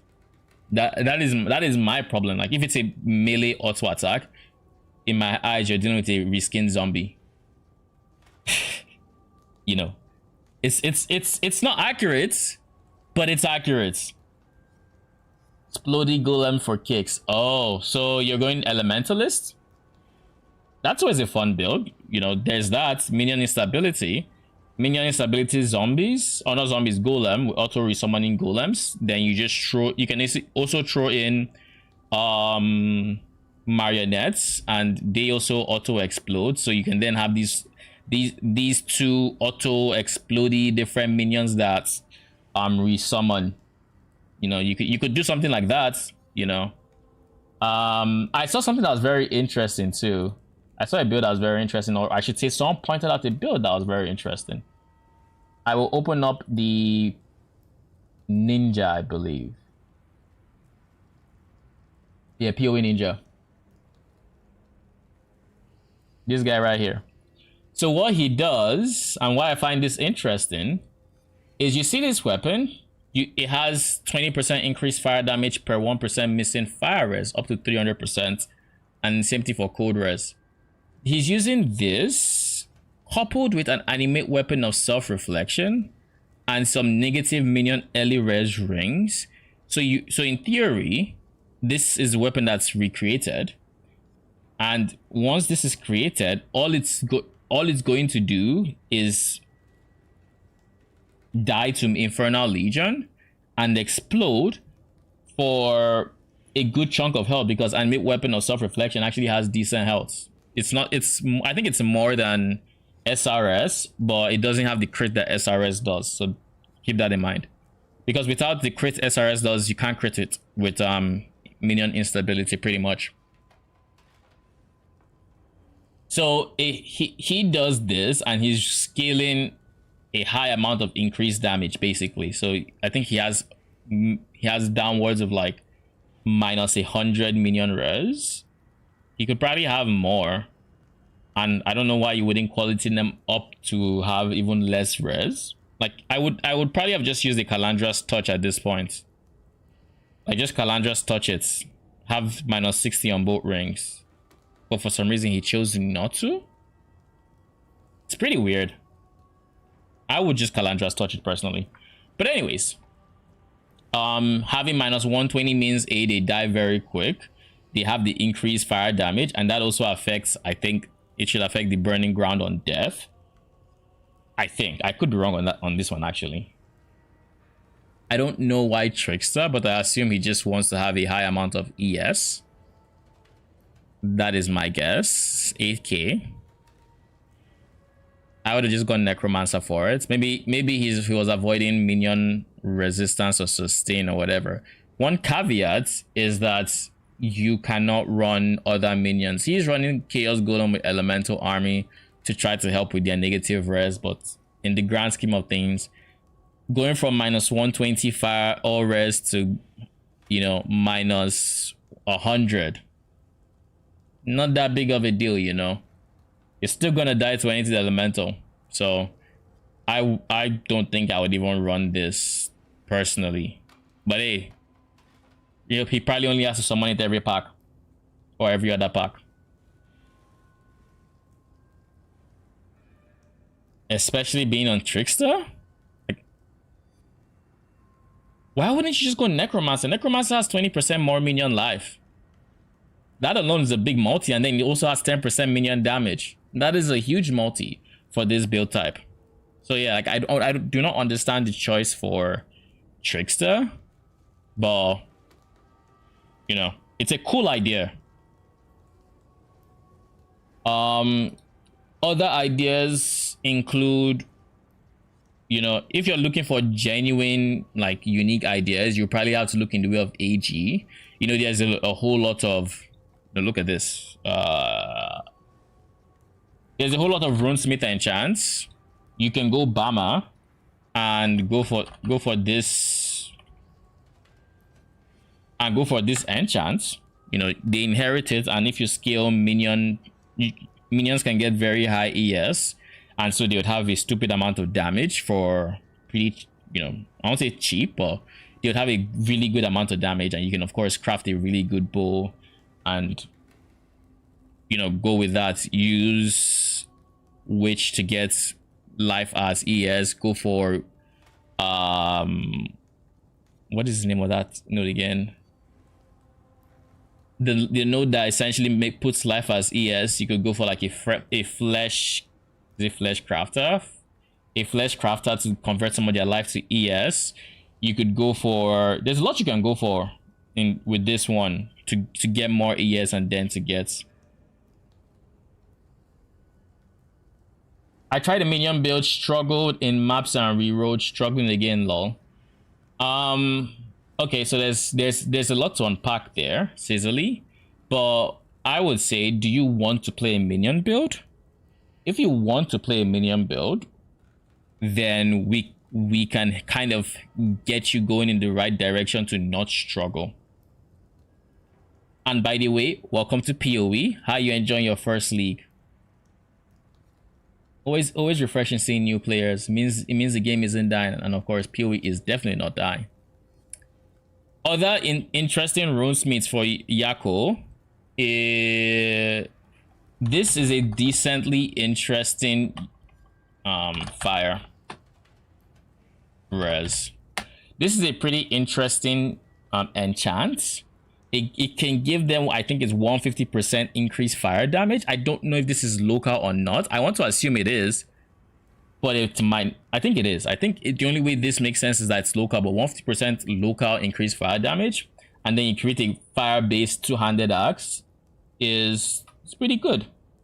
I'll say that can give you a really high fire damage weapon to then make a fire-based change the command build or anything along those lines. You can make you can give your AG taunted by, well, okay, no, you can't. These are wands. You can't give your AG wands. You can't do tormented, but you can give him shrines and see how that goes. I think I messed up following Balon Mage's Holy Relic build and didn't understand what I was doing. Okay, here's what we're gonna do. I haven't played Holy Relic, but I know of it and I know the things you generally need to do. So, do you have a POB of your character imported? Or rather, you might not know how to do it. So this is what we're gonna do. This is how to do it, by the way. So let me just show you real quick. This is how you would go about doing it. Minions are a lifestyle. Yes, they are. You kind of just, once you deep delve into minions, they're quite fascinating to make work. But you also realize that a lot of other archetypes can get more power than minions for much cheaper. But if you like minion gameplay, then you like minion gameplay, and there's nothing you can do about it. You know, I love minions, so I wouldn't play something that's 10 times stronger for like half the price, because I probably wouldn't enjoy the playstyle. So what's a good example for this? Poison, change the command my character, let's go. This one is probably good. So the way you would import this to have like to have the exact same config is, if you have Balon Mage's guide saved, you want to create a copy. So you just copy it, and in my case I just put brackets and save my character. But you then go to import, you type your name, your account name here, and then you choose the, I think you get to choose whatever. I once imported Ventura's character, so we have, these are the only two characters I have here anyways. So you do this, you start, you pick, and then you're able to do, I think you're able to see your account name, something like that. And then once you do this, you should be able to do this. It gets all the characters in your account, and then you get to choose the character in question. So in my case, it's AG Conic. So then I'm just going to import the passive tree, and of course we don't care about weapon swap, so ignore it, and then import the items. So now this is going to be my exact in-game character, coupled with all the gems I currently have and all the items I currently have in game. This tree is going to be exactly what I have in game, the exact same level, ascendancy, everything is the same. Now the reason you do it in the same guide is because the creator will typically have listed off configs to where you should have general things like, oh, feeding frenzy is active, the enemy is intimidated, yada yada. So those would typically be activated, and with them being activated already, it makes it easier for me to get an idea of where you are in terms of DPS and all of that. And once you do that, you just save, and I can probably figure out the rest in the way of like just the POB. But while we are doing this, I should probably open Balon Mage's guide. POE vault, and then where is, it doesn't have a guide on, Okay, it's not on Vault, it's under Balaam Age, so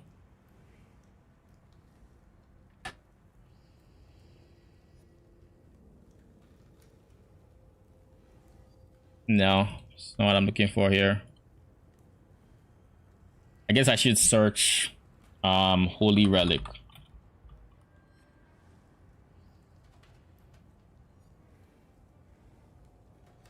There you go. POB. POB errors. Of course, you can't get accurate, what's it called? You can't get accurate damage numbers on POB for Holy Relic because it's just, you can't. But what you can do is I can see, oh, maybe you're not triggering your lancing still is not hitting as much as it should, because like this looks like 30 attacks per second. You should be hitting a lot to then proc it as soon as it can proc. You look at your Holy Relic. I want to see it has a cooldown here. Round it out to nearest 6, so 6% increased cooldown. You don't need more cooldown than this is. The endgame version, I assume, is Ashes, no enhance. Yeah, Ashes, no enhance. So this should be the pair I should be on. So then you see, okay, its cooldown is this. It's because Holy Relic has breakpoints, if I remember correctly. And I think the breakpoints you want to hit is, was it 80 something percent or 50 something percent where you get 6? It should be here. Does he mention the breakpoints? Control F, break cooldown.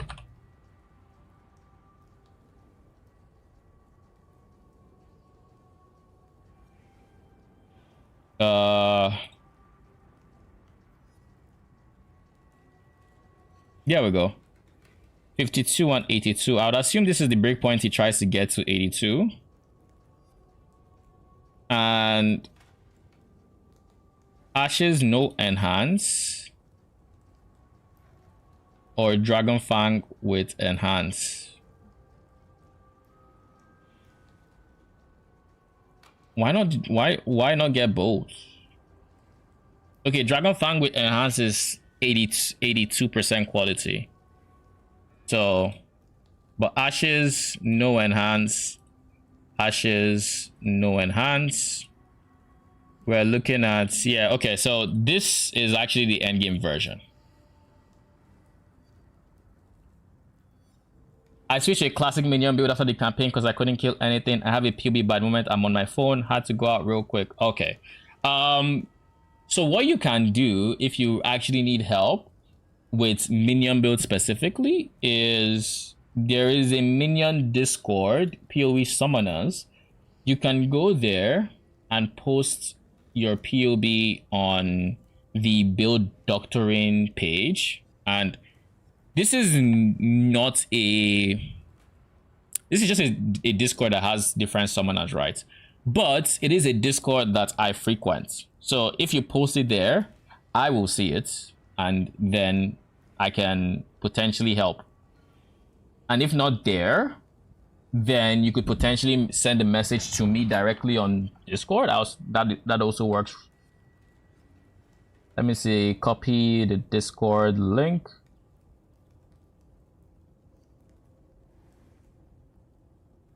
So this is the Discord.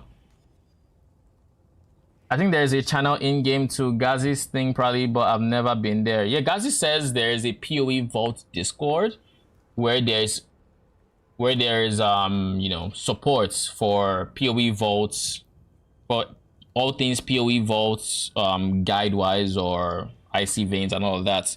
I haven't been there, so I can't recommend it or not recommend it. He says they're, you know, it's active, people are always responding, and these are people who are paid, so they're typically on time. You could try it. You could definitely try it. But yeah, if it's something I have expertise in, I can definitely look at it. And even if it's not, because I haven't played Holy Relic, when comparing it to like the guide, I know the things that are important for Holy Relic, so I know the things that could potentially make it awkward. But if you're looking for a traditional minion build, how is that going for you? That's my question, I guess. What is the classic minion build you went for, and how did that go? Because depending on like what you're looking for, the Triv Div guy is only if you want to try it. What do you mean?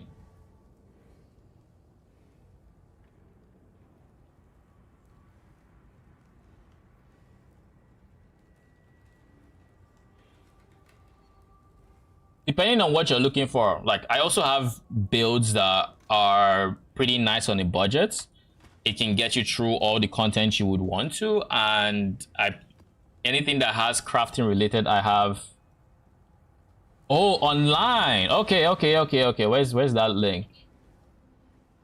Where's the link? There we go. Online.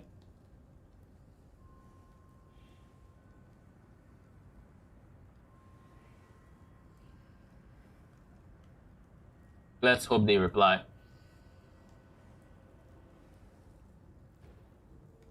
Oh, nice.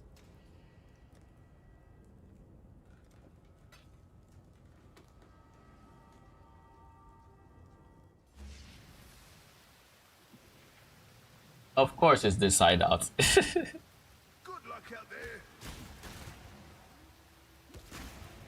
So he has a Kingmaker AG, Dread March, Enduring Composure, nothing. Thank you. What build is that? Wait a second, what build is that? What do you need?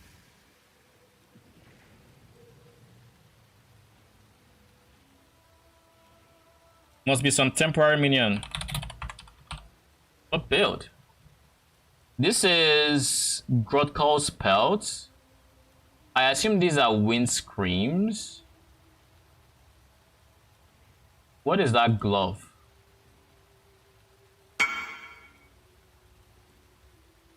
Ah, my friend.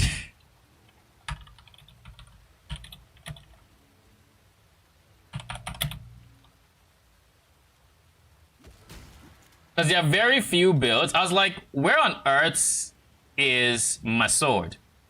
Then I'm like, because it's like, what? Why is there no sword? So that's a Gravebind. How goes it? Unique axe. Like, I thought that was a great. I thought that was a. Yeah, it is a Kingmaker. Wait, how does Kingmaker feel as DPS though?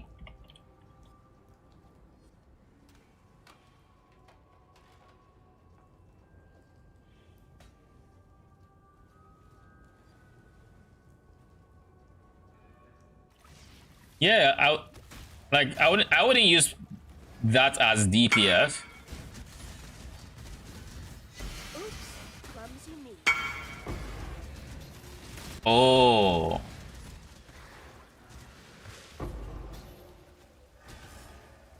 Okay.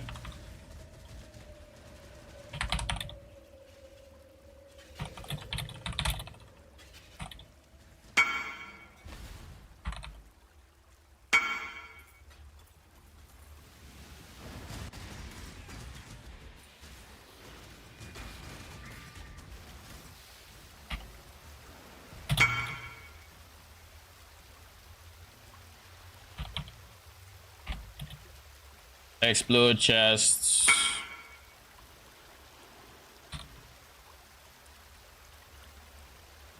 Oh, charge stacking?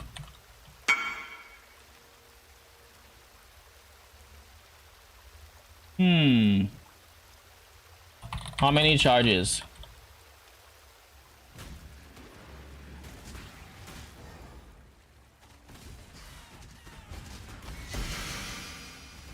He went for Mata's teaching, so I wonder what shield he went for. I'm assuming it's going to be a rare minion shield that can give minions increased crits. With Mata's teaching, you should be able to get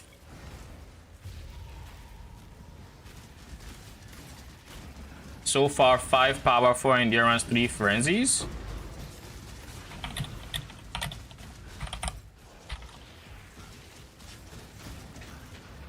Why not go badge with the Brotherhood?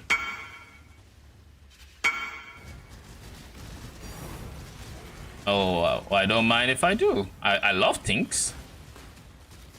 All's uprising with Pride Free. He said Svalin. Oh, Svalin, yeah, Svalin. For the shield, right?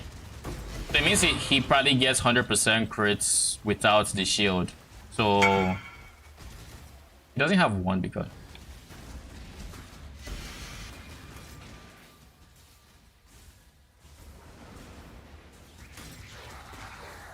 I think badge makes it pretty easy to scale charges.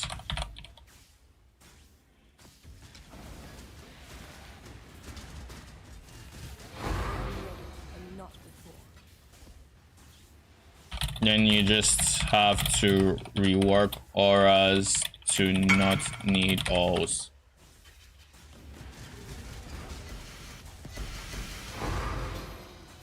And by the way, someone just followed. Oh, it's not on Twitch, it's on YouTube. Well, I don't know if that person is watching YouTube. Well, thank you for the follow or for the subscription. Appreciate it. Sadly, I did not get a notification on who exactly it is, or, you know, but thank you to them. Appreciate it.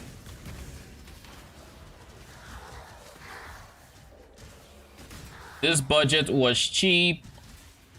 I can make changes later. Good luck. Oh! I was about to die there. And the reason I'd have died was because I had nothing to leech off of. Like, would have properly killed me and taken away my sweet experience. Let's say hi. Good luck. I'm running poison elemental.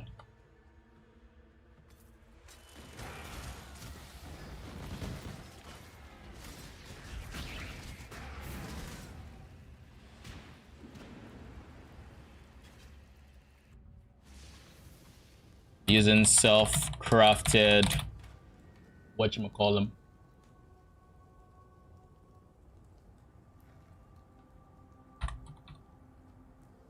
Pneumatic daggers. That's what I'm looking for. But yeah, Caesar Lee or Caesar's Lee. Yeah, I can take a look at your POB later and yep.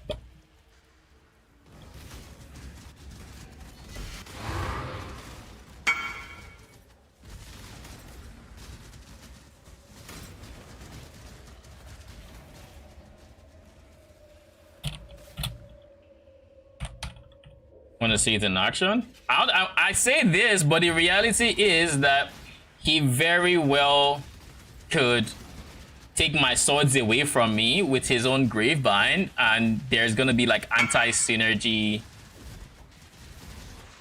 All right, there's gonna be like anti-synergy with having two people with Gravebinds going, because I noticed it then.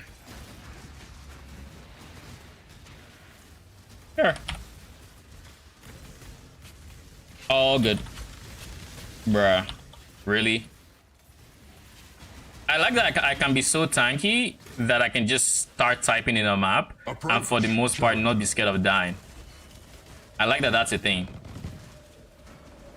Meh. Can I click?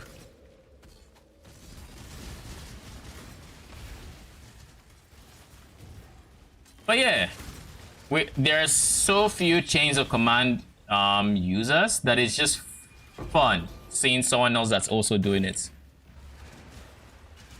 Meh. Well, it wasn't that the first one I said meh to.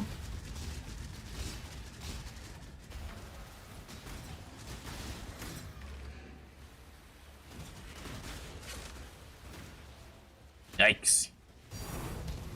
Pink.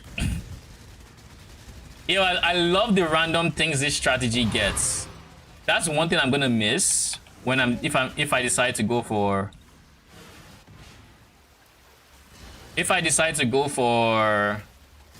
the harvest strats. When you're doing harvest, most of your, I want to say, profit is just going to come from the plots. So you're not going to be getting as many things because you're not going to be getting the Sephiroths from the strong boxes or the Ironheart. Oh, you will get divination cards. So, you know, not necessarily Ironheart memories, but divination cards that have Ironheart memories. You're not going to be getting as many just random BS.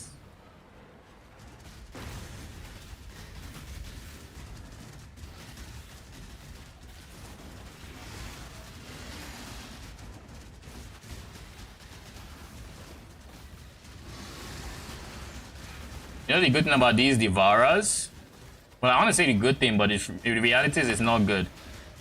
But I was going to say the good thing about these Devaras is they don't drop a seed like Harvest does.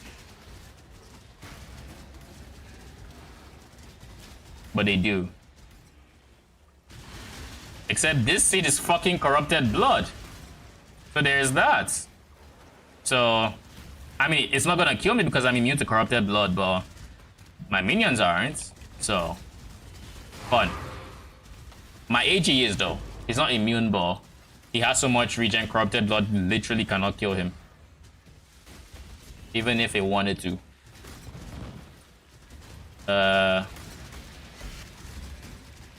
What is all this lightning?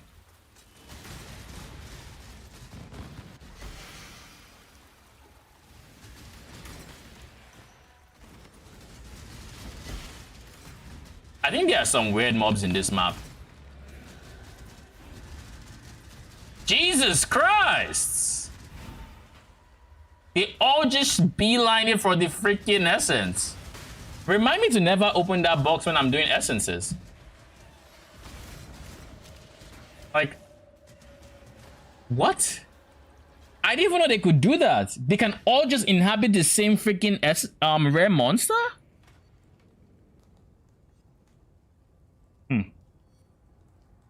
Holy Relic is cancer, famous last words. I'm guessing you were talking about me saying I can just stop moving and type and not die. Yes, those were in fact famous last words because I did see my health move a bit. But I didn't die. And that's what's important. But yeah, Holy Relic. The reason I haven't played it is I don't think it plays like a minion build, and you know, I struggle to call it a minion build in and of itself because, you know, your quote-unquote minions are things you have to basically do yourself. Like, you're not summoning them, you have to hit something so they would then do damage, and if you don't hit anything, you're not gonna die. You don't have to worry about your survival. Well, I think you actually have to worry about your survivability because they can be hit, or something like that. I think they can be hit. So you have to make sure. So you kind of just have to make sure you have enough survivability for them to not die. And that's all you really care about. I love that soul eat. I love that I have so much damage now, single targets, when I have all my swords up. That soul eaters that used to be a problem when I first started with this build, I don't look twice at them anymore. Like, maybe it's partly due to the explode making sure that every single mob is dead. But even when even with me curse marking them, it's still not an issue. So I think I just have really good damage now. Now, granted, no matter how much damage you have, if they have 50 Soul Eater stacks, that's still like 90% less damage taken, which is a stupid amount of less damage taken. And my build can't exactly wait for them to fall off, because if I'm not killing stuff, then I don't have minions to try to kill you with.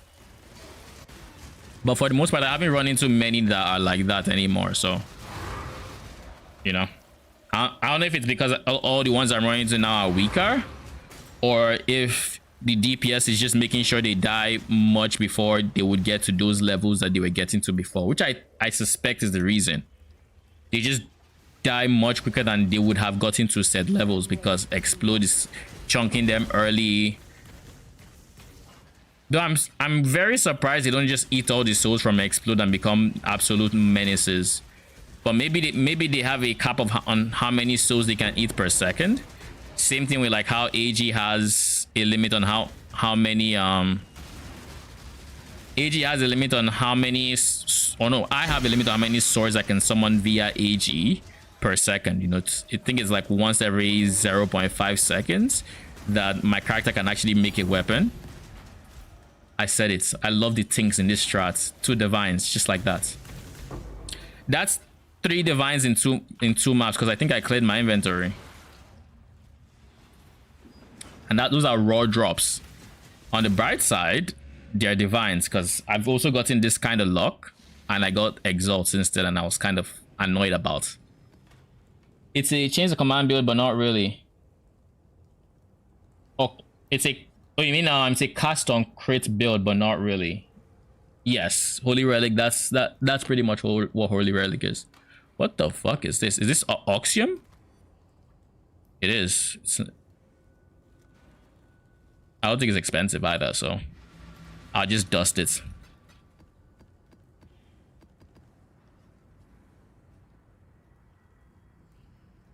Any build that requires me to attack isn't a minion build.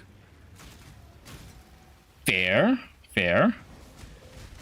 But I mean, it's, for me, it's not that black and white for me, because, how do I put it?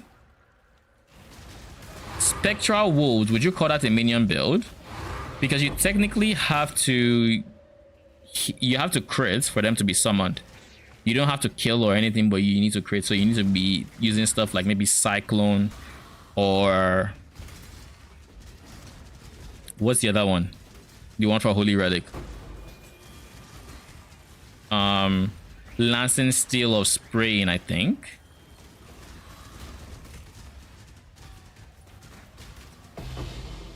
Thank you very much. I don't know what dot y'all dropped from me, but that was spicy.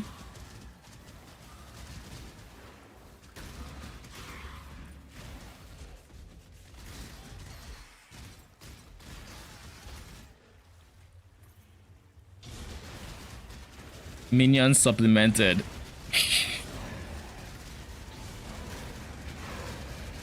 Would I play a summon a Law of the Wilds build? Maybe. It's a big maybe for me. There's a universe where I do, but in most universes I don't. Now, I don't mind cycloning. I really don't. But I don't want to have to hold a button when I'm playing. Right now, the reason I am not using shield charge when I'm going through this map is because I'm genuinely only playing with one hand. Like, I'm only playing with my hand on the mouse. I use my right click for convocation, and that's it. I have a button, like my one button, because I have like 12 buttons on my mouse. Number 1 is they all use my flask, so you can imagine. I press the 1. Another Tink? Where's the Tink? Divines. Yo, this is the 3rd map in there. That's 4 divines in 3 maps. Like I said, I'm gonna miss this strat if I can't keep my eyes open. All right, thank you for stopping by, Yako. It was fun hanging. And good luck on your search for new builds. I mean, I'm always thinking of new ideas, so maybe I'll have something that you would vibe with more eventually. Because like my mind is always there But yeah, best I can think of now is just, you know, the things I said. The champion builds using movement speed to help. Otherwise, wheelchair specters work. But then you don't have AG, so that's not really up your alley, right? So I'll think of something eventually that you might like. Who knows? Anyways, good night. But yeah, as I was saying, right now I'm just playing with my one hand on the mouse, like literally just my right hand. I move around, I convocate, and that's literally all I'm doing. That's what I'm doing with my golems at the moment. Yeah, like it's such a comfortable place. So that's kind of why I think I enjoy farming on this build way more than like even my frost bearers, because it's too comfortable. Like my frost bearers have arguably more DPS, well, not even arguably, they have more DPS, right? And all of that, but this is too comfortable. Like I get it, but this is too comfortable. Only place this build isn't as comfortable is T17s, but you don't have to farm T17s, you know. Like that is also like I am literally making divines. I have dropped 4 divines in 2 maps in T16s. You don't have to farm T17s, and in T16s they just feel amazing, and I don't have to worry about dying. Like I literally haven't died in how many maps. I leveled up from 97 to 98, which is, I mean, I typically don't play characters that long, but like goddamn, I typically die way more on like characters just because some stuff gets through some defenses and I get unlucky on the crit and all of that. But I mean, this guy essentially is crit immune, so I don't have to worry about getting unlucky on crits. I don't have to worry about DD killing me. I don't have to worry about stuff like that killing me. I don't have to worry about... There's barely anything I have to worry about. Well, dots I have to worry about, but I mean... What dots are you gonna see in T16s that are really scary? Approach. Not many.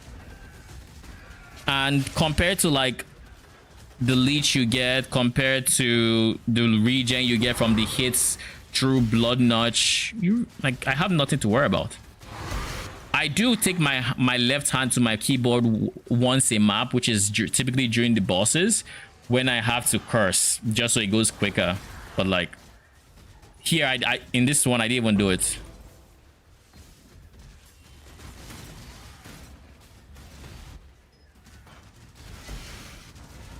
But yeah, now that I've gone change of command, I think like every season it might be something I do, because one beautiful thing about this build in particular is it really is a comfortable mapper, and it's not locked to this season. Like the Vow animate weapon is technically locked to this season because we don't have other sources of reduced Vow, reduced soul gain prevention period, or whatever it's called.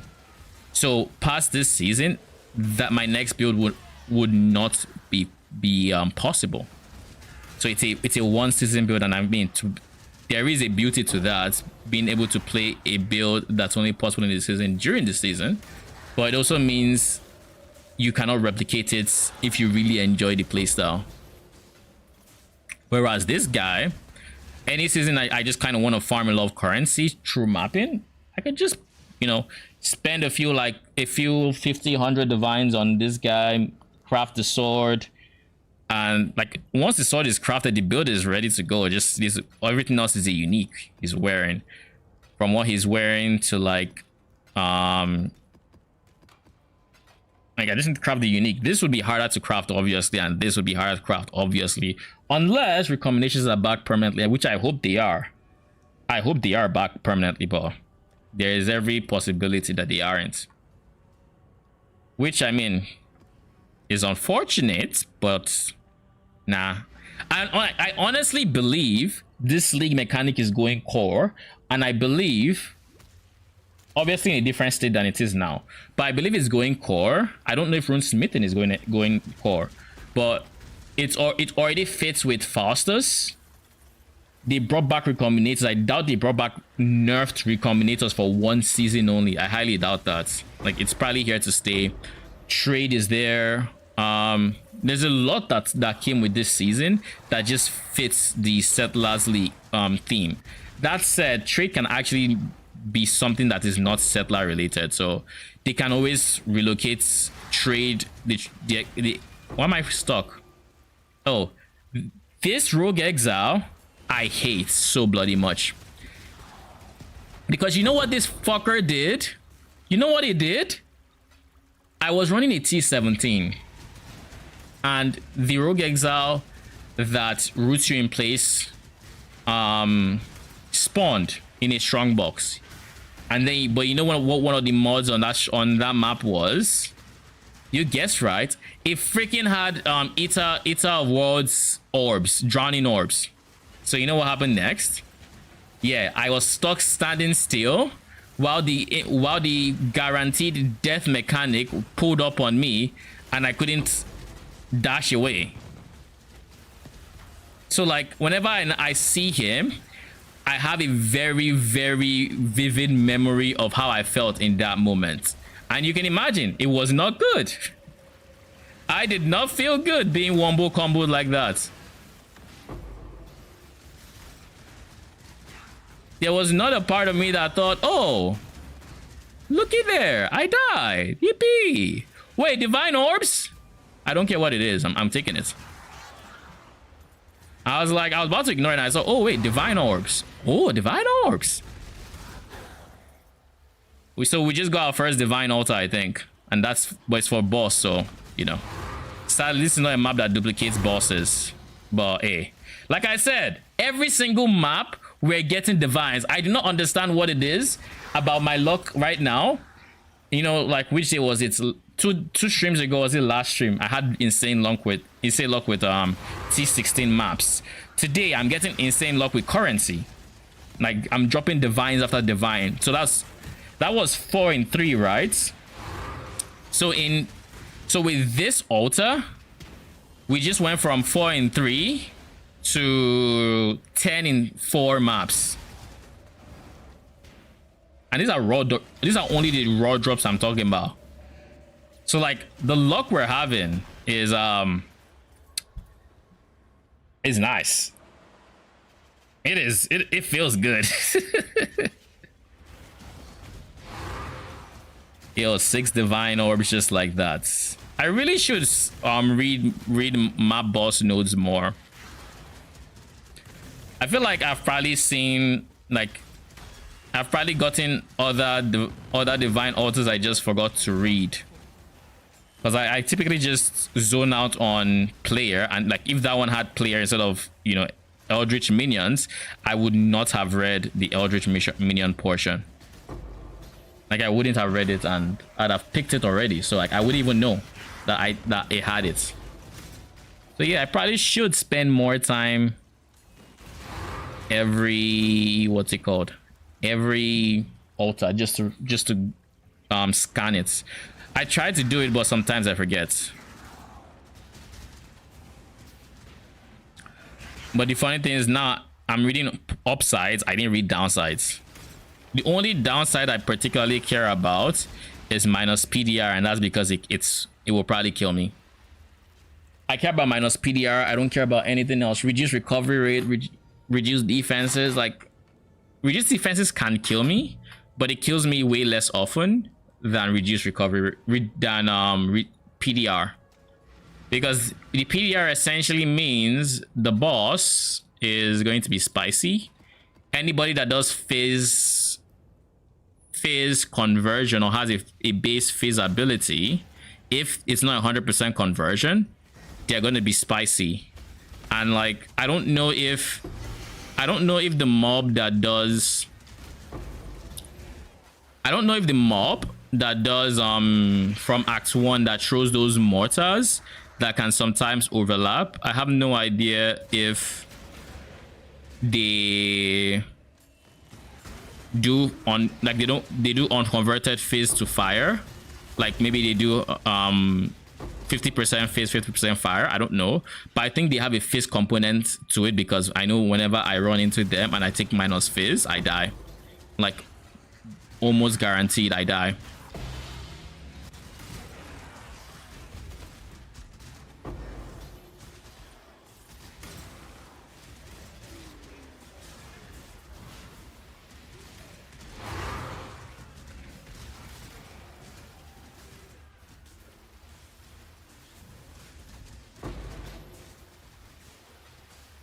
No, we go this way.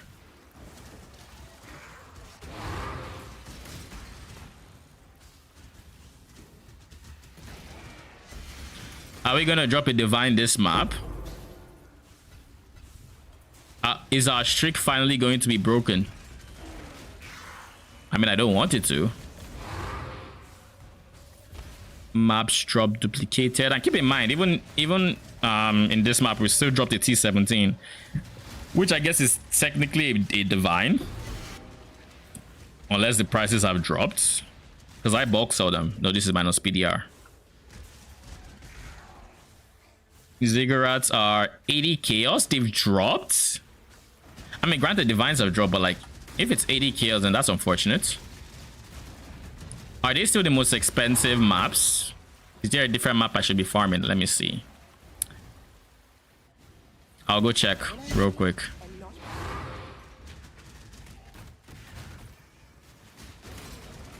What up, Froggy? How you doing? I am currently on a streak where I have dropped 10 divines raw in 4 maps. Like 4 maps in a row. But it doesn't look like this map is going to have a tink. Well, it already has a valuable drop in T17, but it doesn't look it so far. We haven't gotten a divine in this one.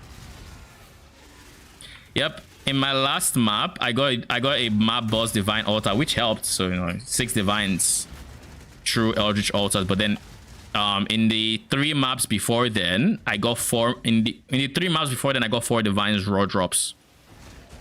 I think 2 of them were from a strong box, and the other 2 were like raw drops. But yeah, 10 divines in 4 maps so far, and the streak is broken. Sag.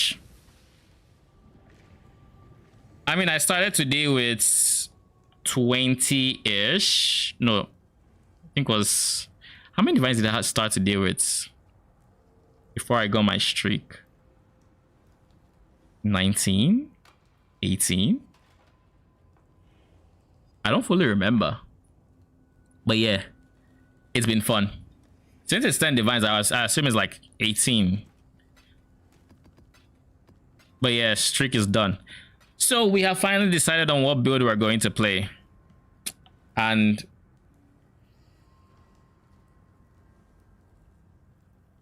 should I try 8 mod map with this strat? What strat are you running?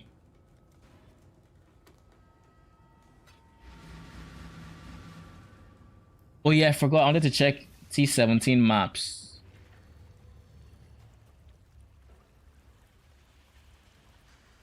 PoE.sale.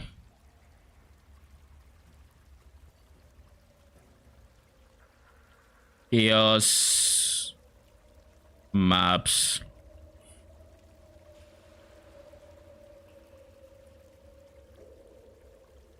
Citadel is the cheapest.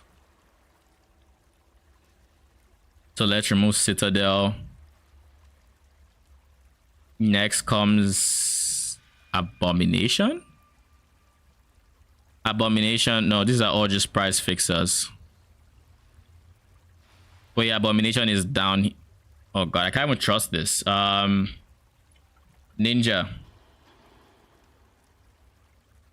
I'll open Ninja and I'll open PoE.sale.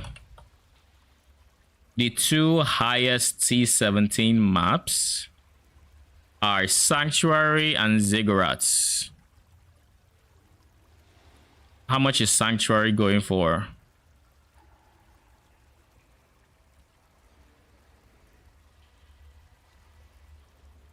Happy day for you, 59. So my guy is price fixing. Okay.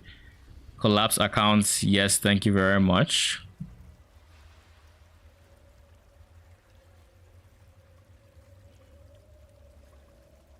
So they're going for... Yeah, they're going for 80. So like I would say 80. But damn, are all these guys price fixers? That's wild. Ziggurats.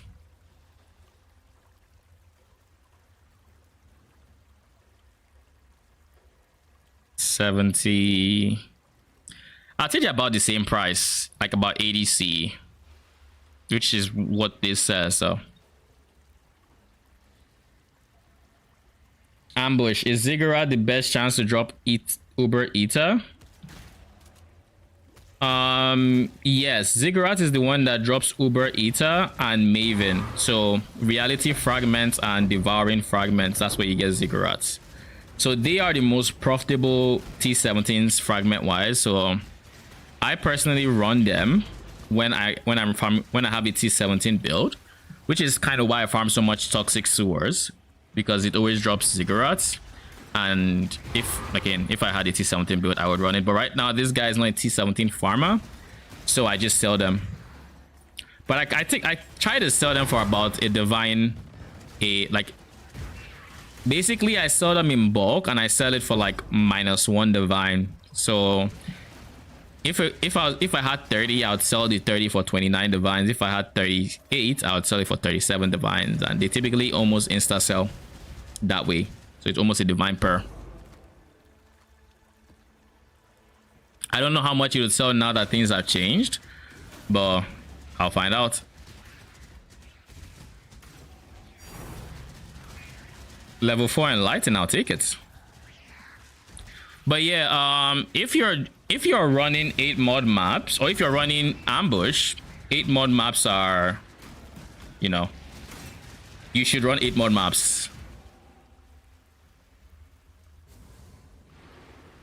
And keep in mind, the maps I ran before then that didn't drop divines, I also dropped four Sephiroths in a row. So like in one map I dropped 2 Sephiroths, in the next map I dropped another 2. So now I have 6 Sephiroths, which once I get to 11, I'll have 10 divine orbs in that one card, or from that one card, because Sephiroth gives 10 divine orbs but needs a stack of 11. So like, very profitable strat. Are you using my Atlas tree, by the way? Were you the one that asked for a screenshot? I forget the day, but I think it was like Friday or something. 2 Ziggurats. These are corrupted, right? Keep in mind, corrupted maps do not sell for nearly as much. I don't even sell them. I just give them to my map runners.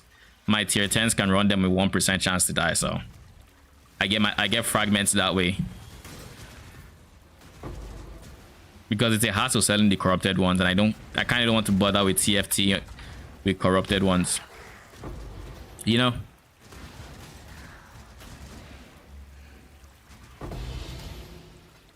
Where are my 2 divines? I don't want exalts, bruh. I got unlucky. Jesus Christ. Oh, there they are! 2 divines! What is this mob? What is this mob? Nah, that is disgusting. That is actually disgusting RNG, and I'm the one getting it. Like, even I think that's disgusting. What? That is unethical in every sense of the word. Like, I was even joking when I said, where are my divines? And I got unlucky, but the game was like, you know what? I got you. I got you, okay? Green Froggy is like, what the fuck? Holy shit, so I could have dropped 4 divines in that map if this just rolled divines.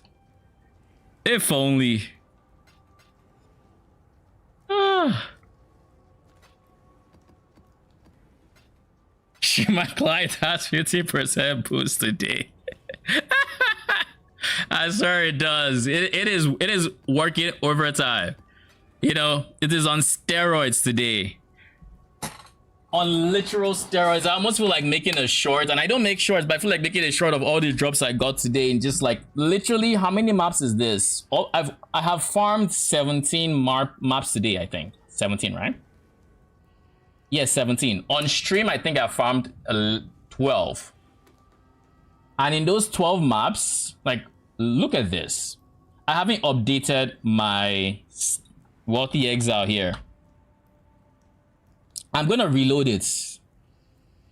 And most of what you see here is stuff I forgot to switch zones.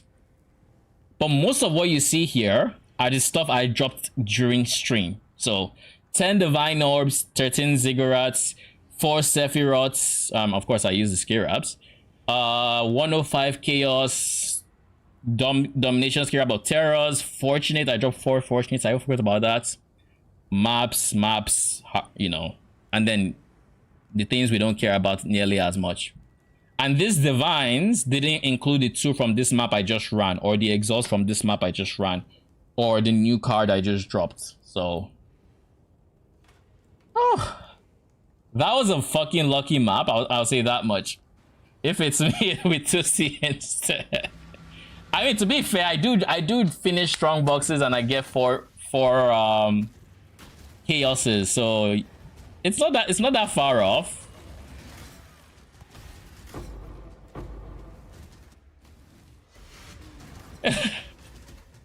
Nah, but that's wild. Streamer clients. It might just be a thing yet. Oh, breach scarabs. Are there any good breach scarabs? I don't think so.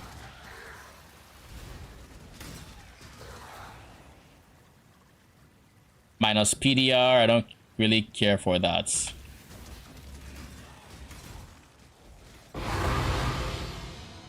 Okay, Ziggurats.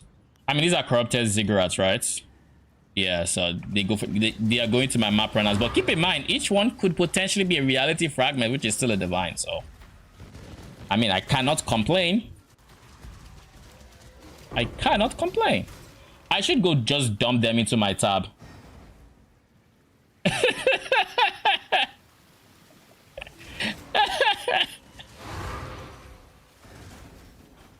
Froggy is like, leave some luck for the rest of us. Tink, tink, tink, divine orb.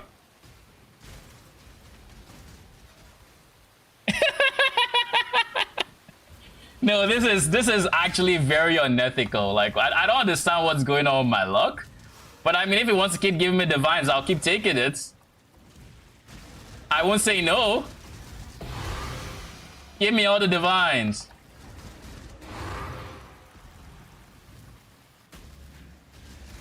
Give me all the divines you got, please. I need more divines. That's 2.5 divines in the 4 Ziggurats, yeah? I mean, they are corrupted, so I won't say it's 2.5 divines. I would say maybe if you price them at half price, you know, it's like you know, it's like 1 point something divines. Maybe 1.5. What up, Arcane? Dude, you won't believe the luck I've had today on my maps. Like, you actually will not believe it. Like, in a span of 4 maps, I dropped 10 raw divines. And then and keep in mind, I also dropped 4 Sephiroth, so we're getting close to our 10 divine payout. Then in 2 maps in a row, I have also dropped more divines. And not only that, in my last map, I dropped 2 exalts and 2 divines. So like, it could have also been 2 divines, and this is ignoring the this is obviously ignoring Ziggurat map drops. This is ignoring other things just based off of divines. So I'm going to open basically the Wealthy Exile tab I had, which I just refreshed before this map. Well, before the map, before this one. So so this is, for the most part, this is all I've done on stream. Okay, we're done with this map. Okay. So basically, Wealthy Exile. This snapshot is what I've dropped on stream, basically. So this is +2, keep in mind, because I forgot to switch zones, so it didn't have 2 of the divines I had dropped. This was before this, it didn't have the 2 exalts I also dropped. I've dropped 4 Sephiroths, which is 3 divines. I dropped a bunch of other things that, you know, have of less note. I dropped a divine in this map I just finished. I also dropped 4 Ziggurats, corrupted, but 4 nevertheless. And it's been raining divines, basically. I went from what I assume is like 19-ish raw divines in my tab to 32 right now in raw drops. I repeat, in raw drops. I'm like, ignoring everything else, that is insane. Cause like, if I look at my cosmetics, you can see I've dropped a total of 50 raw divines. 50! And 10 of them were today. No, 12, 14-ish of them were today. So that is over 20% of all the divines I have dropped throughout the league. No, raw divines that I dropped in this one session.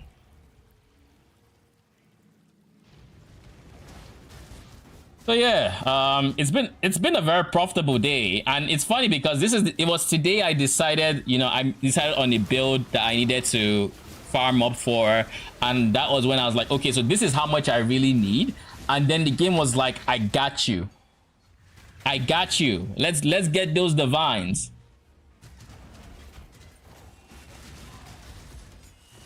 You know what I'm gonna do? I'm actually going to get all my T16 corrupted maps.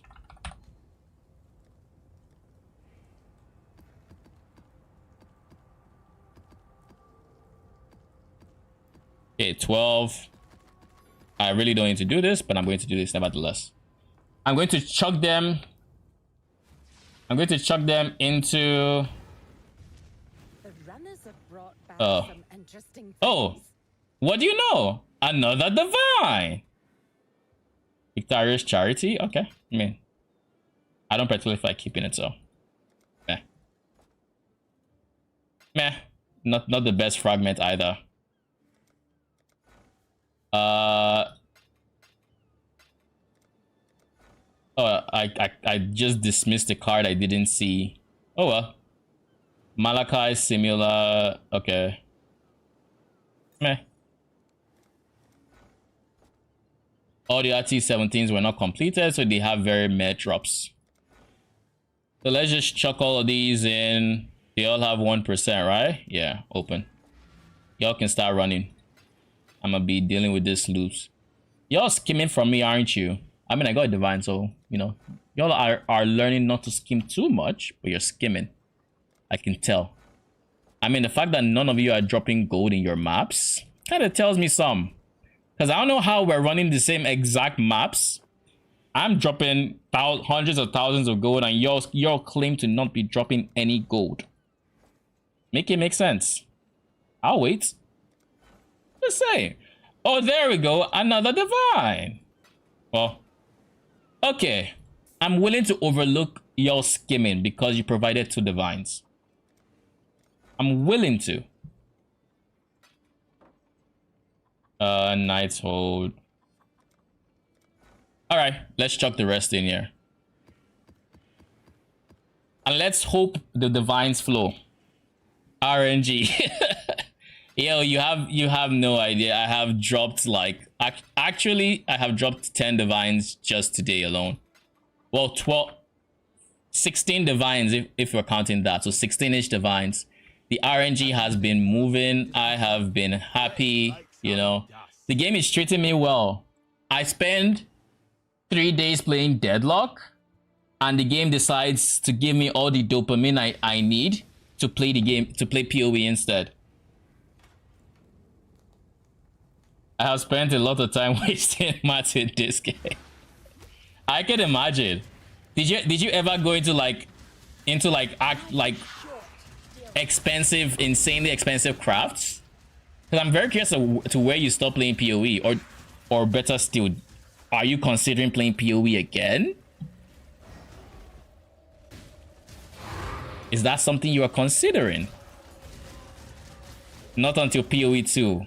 Are you looking forward to PoE 2? I can't wait. Like, it can't come soon enough. Like, it absolutely can't come soon enough. And everything I see about the game just makes me want to play that much better. Or that much more, rather. Take all that gold. Yo, where is the last thing that was summoned? There we go. I have a good amount of hours in this game. It's a great game. Yes. Absolutely. Where on earth did the thing run to? Bruh. So you are the thing that has been stopping me from opening that strong box. Now that is a ziggurat. That was not from a box. So that is the full, like, near a divine I sell it to. My only problem with this game is that it is not group friendly.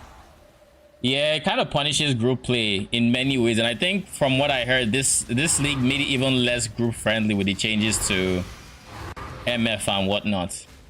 But still, I mean, if you're playing like an Aura bot-esque group situation, bruh, I'm now lagging. Is the streamer client coming back to bite me in the butt? What's happening? We will be best friends, beast, until we slaughter you. But anyways, if you're playing like an Aura bot-esque group play scenario and not really MFing, then, you know, maybe it's better. But even then, it's still rough. Because now y'all are sharing all the drops that you probably would be getting if y'all were solo. You probably get more just being 2 solos running.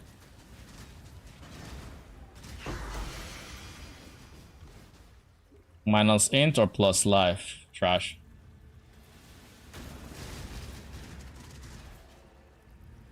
Oh, you were Delve Andy, huh? I don't think I've ever gone below like 100 depth in Delve. I've tried. But I feel like every single time I try, I get bored way before I get any significant progress in Delve.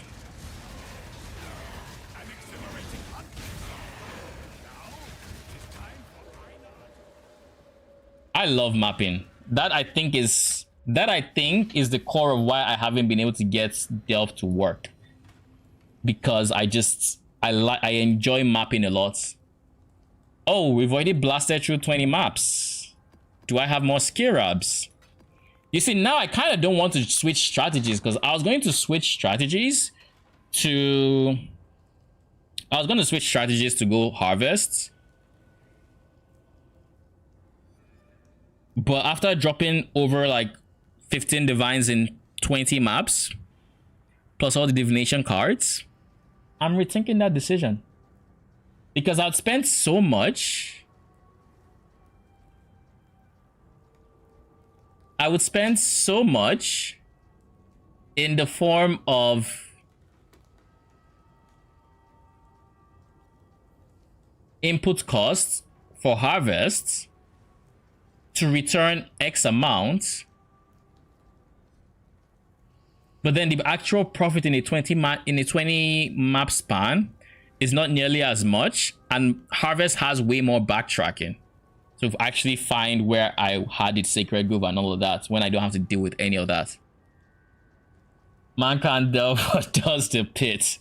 You see, there's a difference. Okay? When I did the pits, I was doing it to stress test my build. So if I'm stress testing a build, I'm having fun. I'm having fun seeing what I can handle and what I can't handle. And when I start hitting that wall, I enjoy seeing what I can fix to get past that wall. So in the way of the pit, that's what I was doing. But like with Delve, I'm not stress testing my build. I'm doing the exact same thing over and over again to make money. And that is the exact definition of every single strategy in this game. But with Delve, I don't know. Maybe it's a mix of the fact that I'm streaming and I have to make it entertaining or something. But like, I get bored very quick once I get in those tunnels.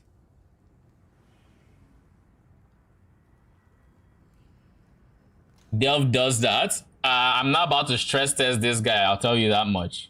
I'm not about to figure out if the darkness does damage to minions as well as you, or you know, or what depth he can get to before dying. Like, you know what? I'm chilling.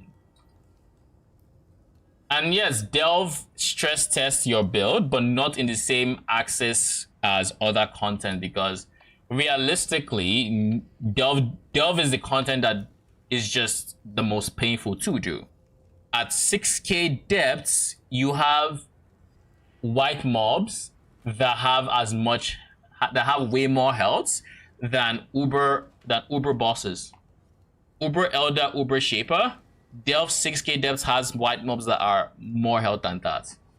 They have literal 2 billion life in 2k. Like regular Elder Shaper have like 60. They have like 60 mil health. These white mobs have 2 bill health. Like, no, that is not a fair test. And granted, like, there are builds that can, but minion builds could never, and I actually mean this sincerely, they never could even dream about anything close to that, no matter how broken you may think it is. For one simple reason, and that is your minions have to survive all the shit you do. If you are scaling your own survivability and that skilled minions, sure, we could potentially get to those levels, but we are not. And as such, there's going to be a limit to how much of their defenses we can scale and how much of our own defenses we can as well. On the same, like, it's like minions literally do not have it in them to get that deep. Now, granted, minions might be able to get to like 1,000 depth, maybe. You know, maybe. I've heard they can. It will probably be tough, but I heard they can. And, you know, if they can, cool. I'm not about to test that though. It's so fun when you use the flares and really get out into the dark. You know, funny thing about the deepest delvers is they don't even invest in like darkness resistance or light radius anymore. They only invest in like their flares and whatnots. So all they do is they just run out. If they start taking, and they don't take damage until like they have insanely high stacks, and then they just drop a flare and they're good to go again for like another like minute in the darkness. Moving around in the dark is, I find it very, what's the word I'm looking for here? It's kind of nerve-wracking when it's like your health is moving and you don't know if you make it back, if you can make it like back in time or not. That shit is a rush. Yeah, like that part is fun, but I think most builds try to trivialize the darkness to where they don't have to worry about it. And if I had to do it, if I absolutely had to, I think I would just scale max flare so I wouldn't care too much about it.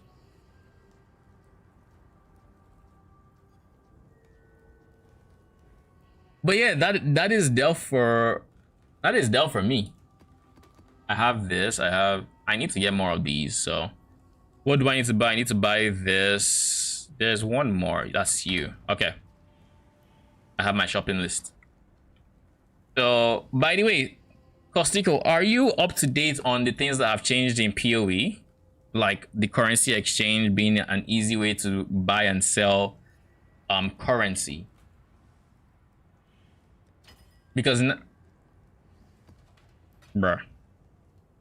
nowadays, this is the equivalent of Yeah, it's still there, but for currency, you now have this interface where you can now easily like sell your divines, buy chaos orbs, buy other currency, buy scarabs. And scarabs have been changed a lot since you played. Right now, scarabs are the equivalent of what compasses were when you were playing. So like your scarabs are the things that are like, okay, now you have more strong boxes, but now your maps do this, or your harvest now has all bosses, or you know, your blight does this. Like scarabs are a mix of what scarabs were back then and what compasses were back then. The game has changed a lot. What else do I need? I need you. The divine, sure. Take that. And this currency exchange, it's a godsend. Like being able to do what I'm doing now, which is just, oh, I need scarabs. Boom. I'm done. I can now run my maps with my exact strats without spending time trying to message people who do not respond, because that has always been frustrating. So yeah, Blight was the first mechanic I ever farmed in the game, like I actually went into, and I had a lot of fun with it. I quickly found out it wasn't the best for money, so I eventually dropped it. But it was very fun. I really enjoyed Blight. Where's my rejects? By the way, Froggy, if you're here, you definitely should be running 8 mod maps. I think if you're seeing results that are like very different from like what I'm seeing, because in my experience, I'm getting things like I'm getting good drops every other map. It might not be like insanely expensive drops or anything of the like, but how do I put it? It may not be insanely expensive drops, but I get good drops, like dropping a Sephiroth or dropping many chaotic dispositions, or even just scarabs. You know, there's a whole lot. There were also these houses that we could run and loot shit. Houses. Is it betrayal? Safe houses? That's June. Cool winds. This thing.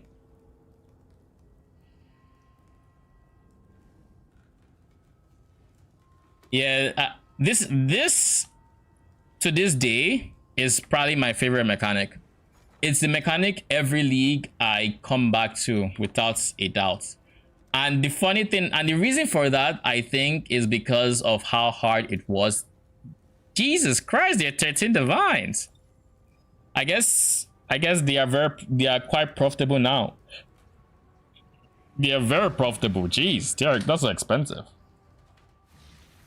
But every single league, I load it up. I play some betrayal, and the reason I do that is the very first time I tried to learn betrayal, didn't work. I didn't understand shit about fuck. Like, I finished it. Oh, more divine orbs. Arcane, the luck continues.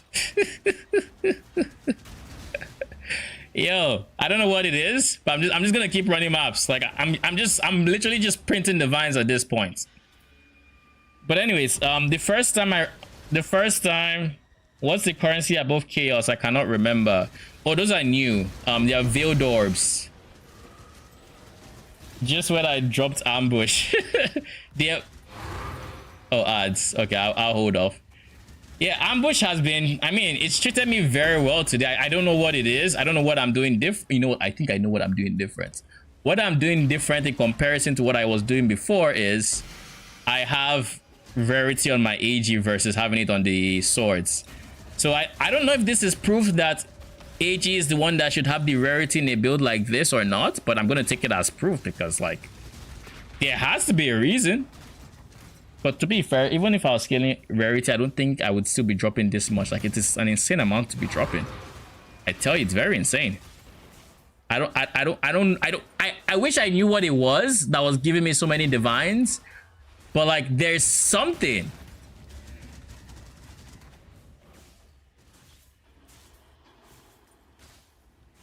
You got a mage blood? Oh shit, congratulations. Like you dropped it? Oh, oh yeah, you said you're gonna gamble. Good shit, congratulations. Kind of makes me want to try, but I'm like, nah. And nah. I know my luck. I will delete the apothecary. Unless I drop an apothecary, I could decide, and then I decide to like gamble it, maybe. But I know my luck. Though granted, my luck today has been insane. But I'm not about to find out when the luck turns the other way around. Like, I'm good. I'm making good progress. I'm fine with making my progress. But shit, congratulations on the mage blood. What are you gonna run with it?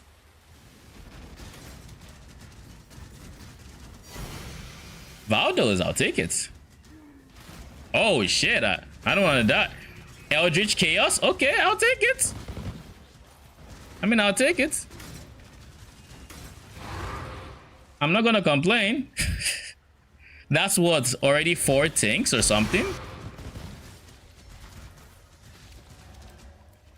Nah, I'm gonna be with ambush for a while. I think ambush is after my heart, and like, I see no reason why I need to farm anything else. If it's gonna treat me this well, I see no reason. Like when I woke up this morning and I saw how expensive yellow juice was, I was thinking to myself, do I really need to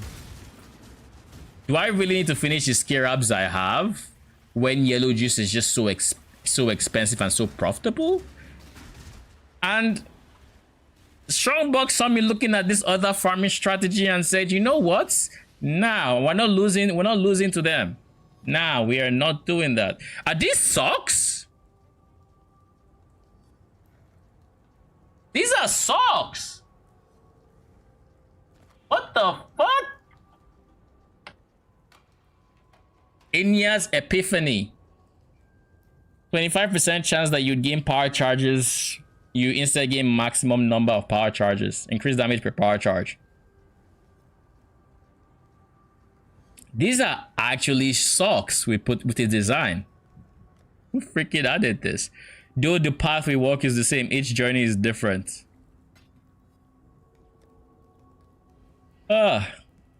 Caustic, are you done with ads? I think you should be, right?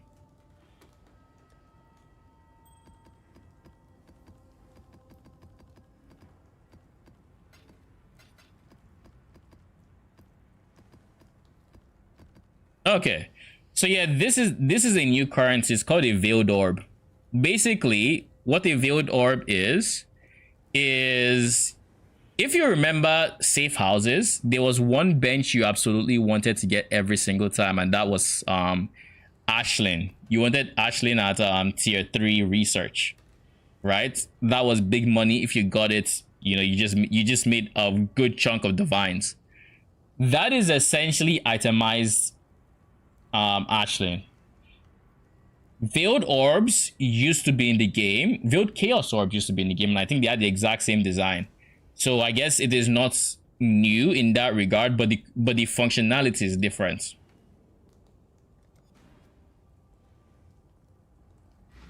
Your luck that drops 10 divines in 4 miles. I think I should. Yeah, this is my mapping luck. That is different from my harvest bench luck. Remember, Saturday was the day I tried to get tier 2 what's it called? I tried to get tier 2 tier 1 explode chest, and I got tier 2 like literally 15 times before I got something I could work with. Like, I don't trust my luck. Now my luck is trying to redeem itself, so like I appreciate its efforts, and I'm beginning to trust it more and more. And if it keeps up the work, maybe I gamble it by, well, you know, I probably don't. But yeah, today has been wild in terms of drops. Let me see this.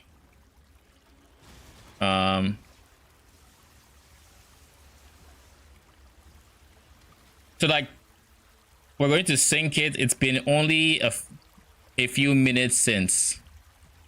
It now has the 2 divines. I dropped the... Or we don't care about this. Oh yeah, it has 2 divines because I used some divines to buy Scarab, so it doesn't obviously show that. That's kind of something that I don't appreciate about Wealthy Exile, but I don't blame it because I understand why. If you spend, it's not going to see it, so it's going to assume you only made 2, for example, or you lost in this case. But I would say this should be at like 4 to 6 maybe. What? Oh, I dropped a card this expensive, Wealth and Power. It's 1.6 divines each, and I dropped 2 of them. Okay. Oh, wait, is this the Enlightened one? This is the Enlightened one, right? Okay, that makes sense. Ziggurats, I lost 3 because I dumped all the Corrupteds. And then all of this. It's good money. It's really good money. I'm enjoying it. Also, don't try crafts on peak times. Lol. Why? Is that actually a thing? Or is that superstition? Because I mean, to be fair, it was like peak time because this was like Saturday afternoon for me. But I've also gotten lucky on peak times.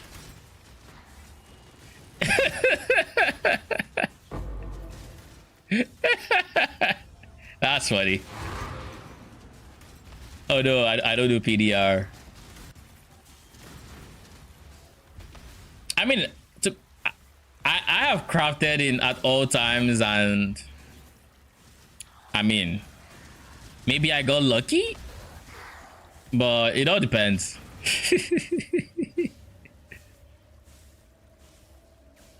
RNG at the end of the day will just be RNG. Though that said, I don't trust my RNG to not poof in an apothecary.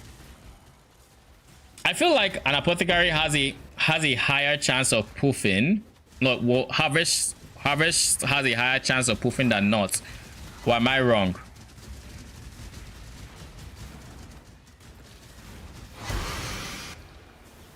All my crafts had more success off peak. Ah, you know, I'm curious as to what's it called. I'm actually getting curious as to RNG in this case, or in.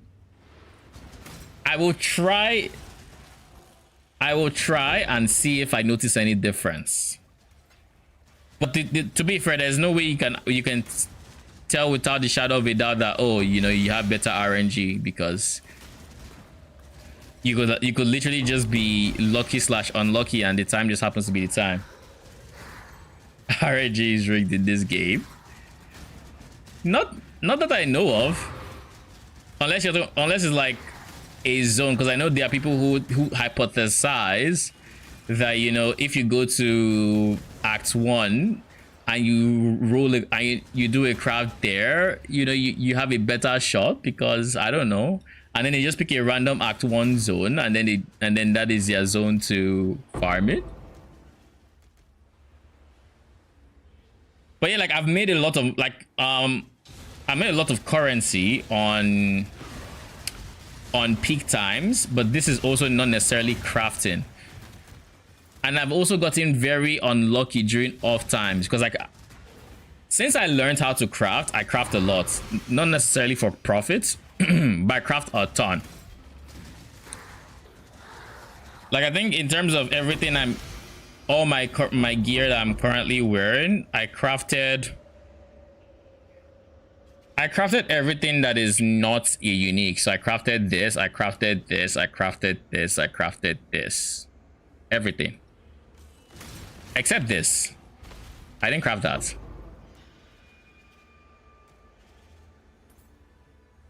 Yeah. And I didn't craft any of my jewels, of course. I can't be bothered. Yeah, it doesn't affect currency.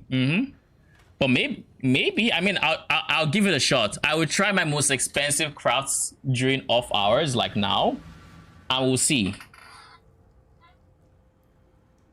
We shall see.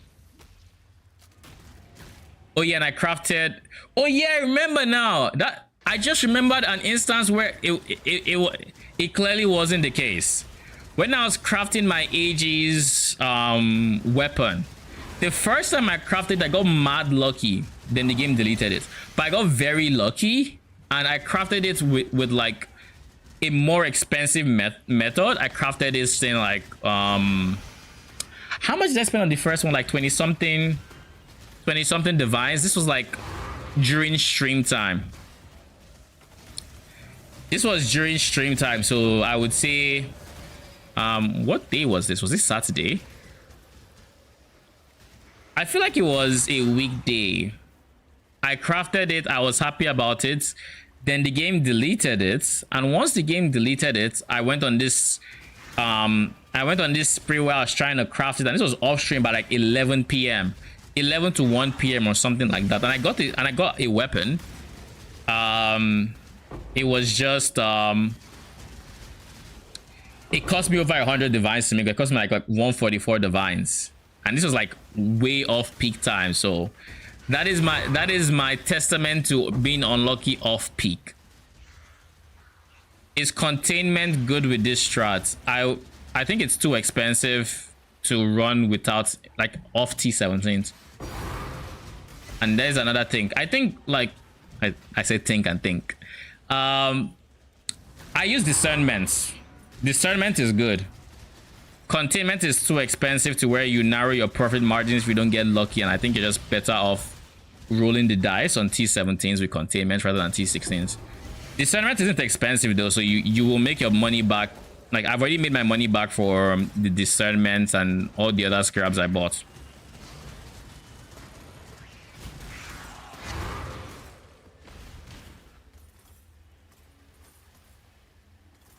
Oh, and by the way, if you're wondering what nodes, what scarabs I run cartography scarab of escalation, which is 10% increased map chance per modifier.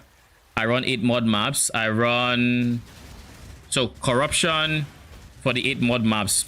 So carts of escalation and of cartography. 2 ambush scarabs, so I get 10 strong boxes and 1 discernment. So those are your 5 scarabs. And then my atlas tree looks like this, in case you're curious. If you want, you can take a screenshot of it. Move the mouse away from anywhere. So this is basically it. It's nothing fancy. I go for all the quant and rarity nodes. And then you know, scarabs, pack size, so I get more eldritch altars and all that. So that is the exact strategy I'm running.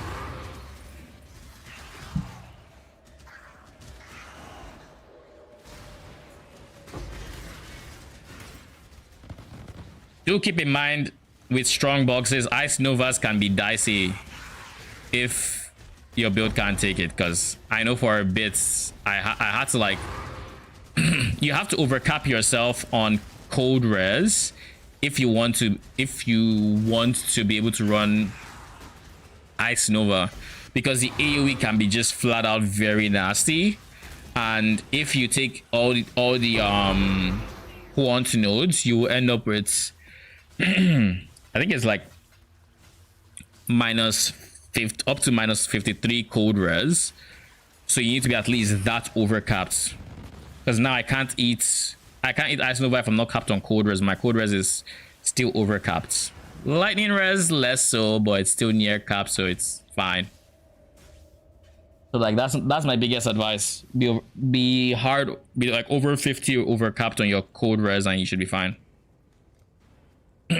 Or you just run out of range whenever I open a strong box. That's what many people do. I just can't be bothered. Now all I only look for detonates, and then I run out if there's detonates.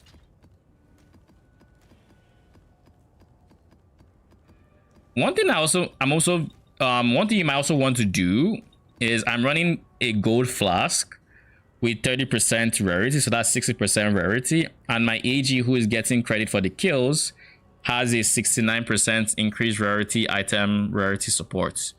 And speaking of item rarity supports, yours should be ready. Time to get level 21 item rarity supports. It's probably going to be very negligible, but there we go. 21, 20. How much is this going for? 2 divines. Okay. So I can actually farm more. Meh. Alright, I'm gonna farm more.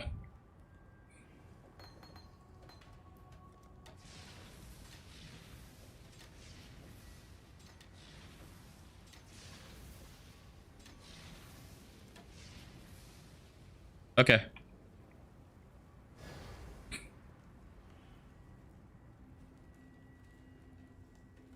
So I suspect that... What the fuck was that sound? It sounded like a Hulking miscreation. I guess it's probably the Sentinel.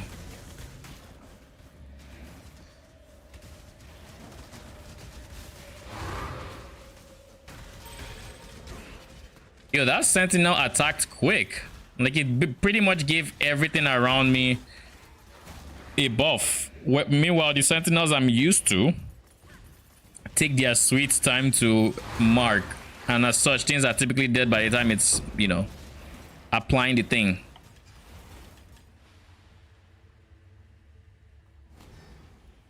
But yeah, I suspect item rarity is playing a decent role in the drops I'm getting.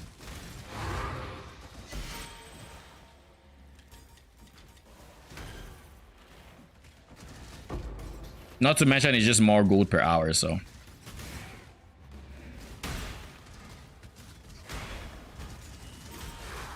Do I have a Gloom Shrine? Oh, I have a Gloom Shrine. I was like, why am I seeing purple explosions? Because I know my explosions aren't purple. Like, they're nice, but they're not purple. It didn't explode?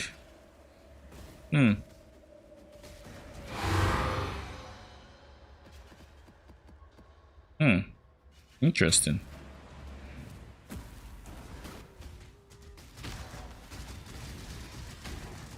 I heard humming in my ears and I'm like, what the fuck? I was about to say, is there somebody in my house? Then I realized, oh, it's Cassia. And the worst part was the sound was only like it only transferred to the my right ear, my right headset or whatever you call it. So one side, and that's the side facing my room door, and the rest of the apartment and everything. So I'm like, if for a split second I'm like, huh?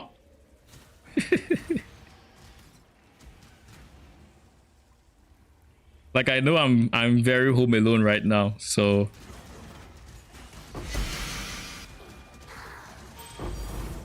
Two divine knobs, I'll take it. This is getting stupid though. Like, what? Like, actually, what? Like, no. I'm not complaining. Just to be clear, GGG, I'm not complaining. You do not revoke my rights to streamer clients. Do not. But like, it's out of hand though. It's actually out of hand. Like, what? And then I get discernment for my efforts. Thank you.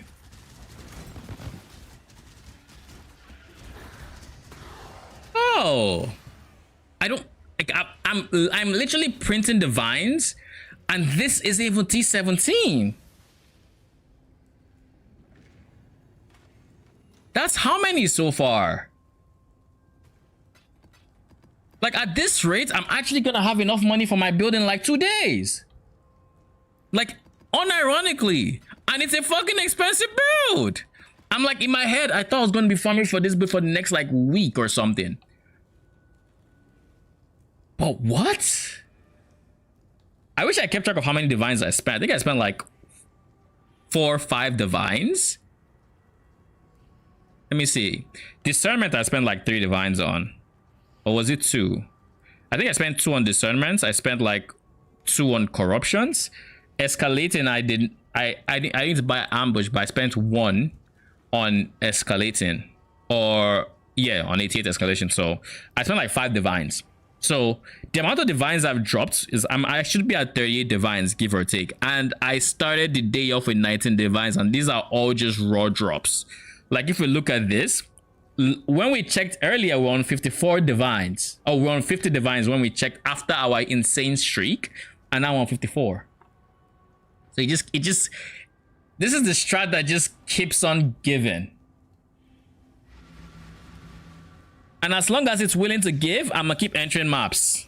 I'll say that much. Like, if I have some lucky seed right now that's giving me a lot of loot, and so long as I don't log, I mean, watch me not log. Like what? Like, it is wild. I have never gotten this lucky with ambush. And I thought I was like lucky before. 2120 item rarity. Oh no, I got it in my last set of corruptions. I had it 2020, but now it's 2120. Yo, to be fair, wait. Oh, I was about to say to be fair, and I realized my health was just draining. I'm like, oh shit, am I dead? I don't even know what was killing me, but it's mana siphon now. Of course it is.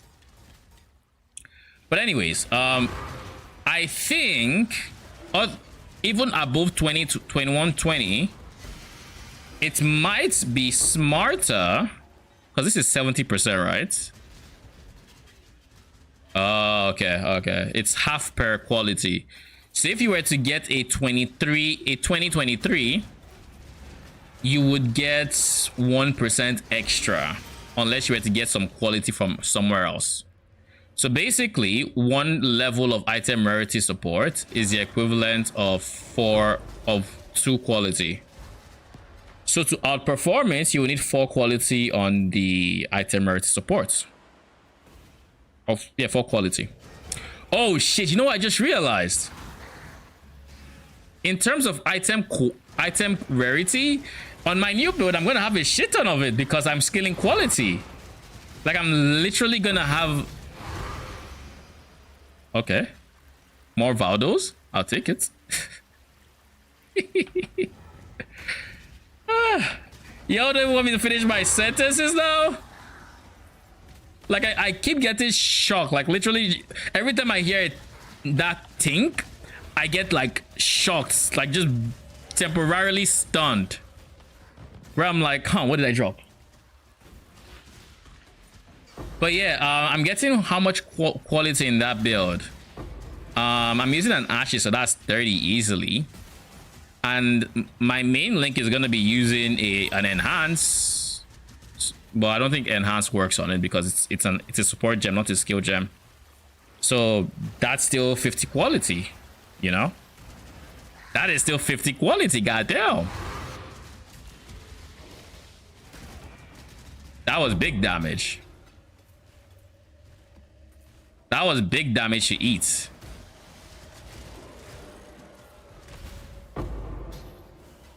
And that's why I like Blood Notch, and of course everything else I'm doing. No, whoever you are that's striking lightning, you know, let's not do that. I still think it's very unfair. Right at the end of the maps, we might as well just go ham on the quality, on the rarity, quantity, yada yada. Okay. I still think it's unfair that the lightning and all these auxiliary damage sources affect the tree. Like, genuinely, I think it's unfair. Like, if I didn't have the damage to blow them up, I probably lose there. We have 500k gold from all the maps we have run. We'll just give them a whole bunch of them. We have 2 days. We don't have to worry about it. Okay. And more maps. Let's go. What was I even talking about before the Valdos dropped? Oh, yeah. I think I was talking about item rarity. So I should be easily getting an extra 15% rarity by just having, you know, that. And if I decide to be a madman, I can dump it in my main link, which would then give it +2 levels. So, you know, just +2 rarity, all the same. So +17 from like my current build's rarity. And of course, I have Perma Flask, which can potentially replace. Nah, it's not gonna replace anything. I was gonna say it can potentially replace. I mean, it can potentially replace a Progenesis, I guess, if I don't mind dying here and there, which I do. I think it's a build that is level hungry too, to a lesser degree than this one, but it's still there.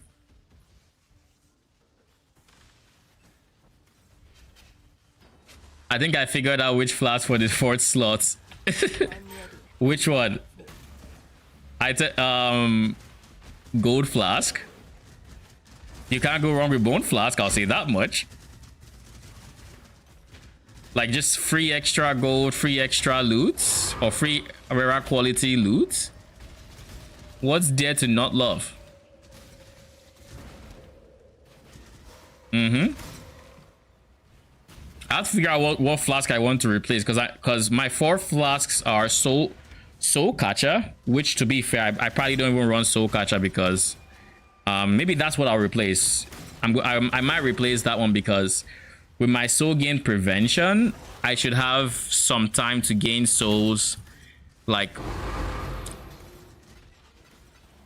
before my weapons run out, I should have time to gain souls. And if I have time to gain souls, then I don't need the soul, is it catcher or whatever? I don't need a flask. So yeah, I can then put a gold flask there. And if not there, then it kind of has to replace my phasing, which would just feel awkward. So I don't think replacing phasing is an option for me. And it can't replace my Quicksilver. So Progenesis is realistically the only thing. Or, and hear me out, I could have a 5th flask and just render Balbala useless for while I am clearing.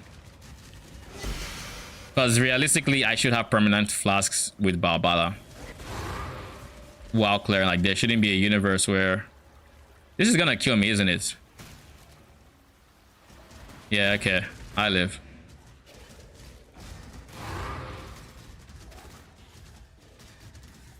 Once died for this. Yeah. Yes, it did. And I'll tell you what. I much rather have this rarity scaling than to deal with quants. Like, this is MF I can live with, because I'm only touching it in the absolutely necessary slots. Like my flask can take it, because I think I could use a gold flask before all the same. But you know what there hasn't been? There was never a quant flask. Or yeah, there was never a quant flask. So like I can't exactly, I'm not gonna give up a ring for it. Like even now, I will not give up a ring for rarity unless the build is just broken. Like, let's say on my animate weapon build, you know, could be broken enough that I could consider it, but I don't think I want to consider it. Yeah, I don't think I want to. I'd rather just have more power.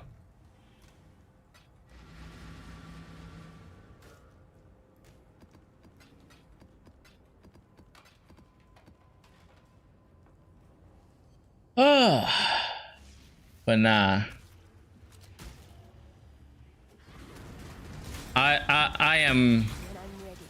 I did not expect to get as much as I have from ambush, and after what I just experienced, I think I'm gonna be in ambush prison for a bit longer. Like, it's a shame, but I think like I just have to. Realistically, all the drops I'm getting that are not from the boxes, I should still get it even with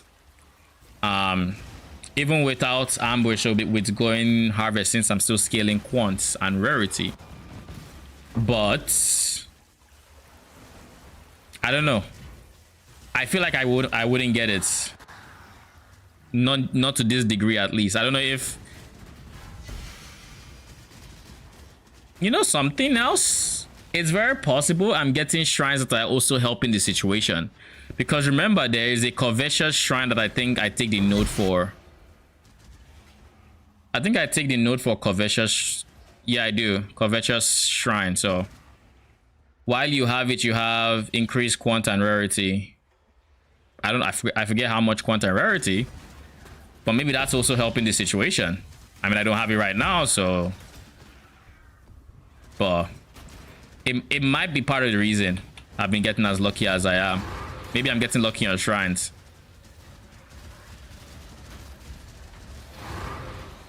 Maybe.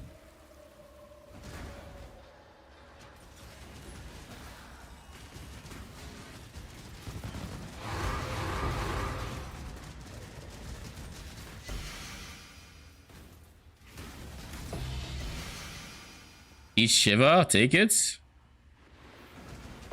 No, my movement speed, it felt like it didn't last too long.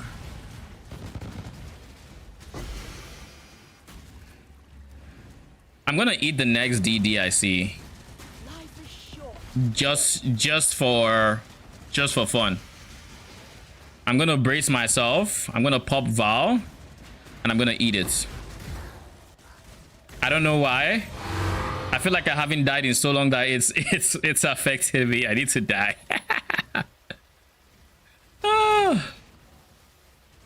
Like literally we're at 22%, already a quarter of the way to level 99, and I haven't felt any pressure. Though to be fair, I wouldn't say that and expect my character to die. So I actually don't think my character is going to die from the next DD I see, so long as I don't go overboard with the amount of like corpses down on the ground. You know, if I don't go overboard, I should be able to eat it, even though in reality I shouldn't have a reason to even, you know, want to.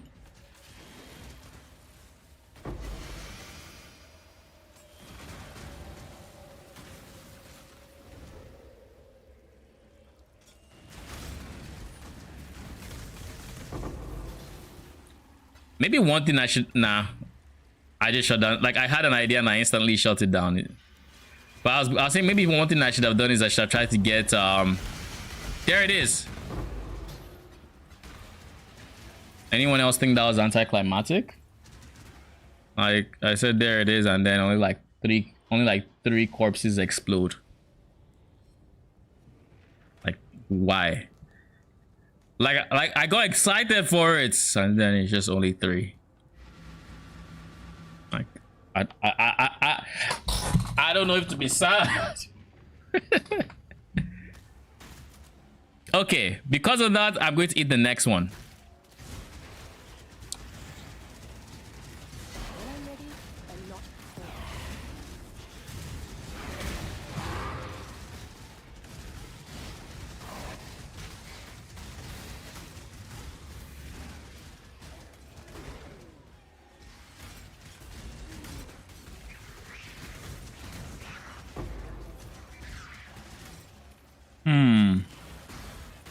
Ice Nova. Easy work.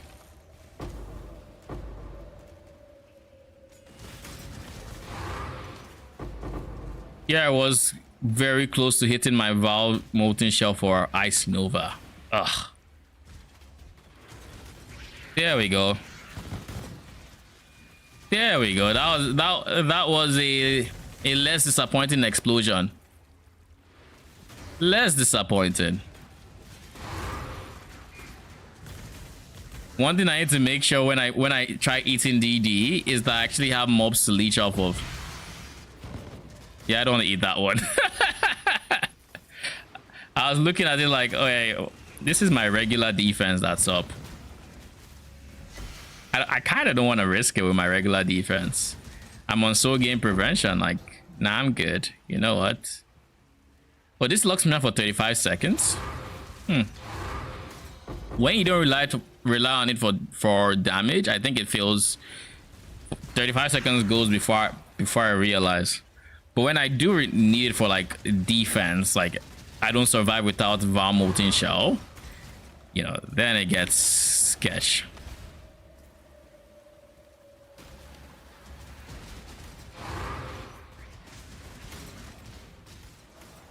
What did I get? Maps dropped, yada yada. One rarity. I'm not doing minus PDR, so nah, G. So it looks like my luck is calming down. All right. The game has given me enough. I think it's decided that we have gotten enough of streamer client for one day. I hope not. I need more streamer clients in my life. I need more.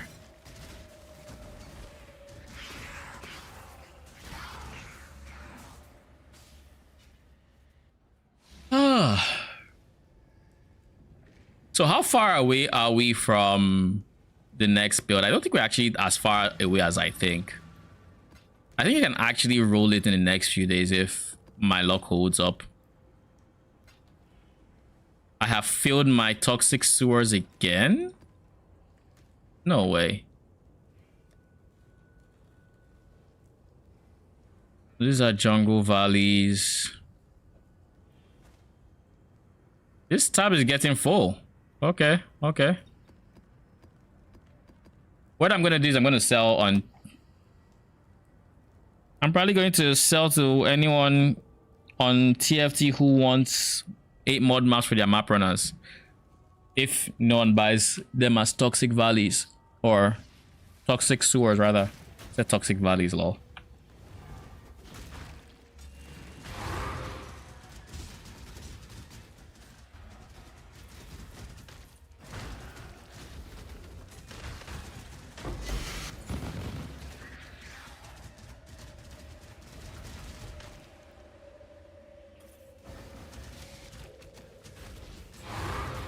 Tried 8 mod and it feels much better.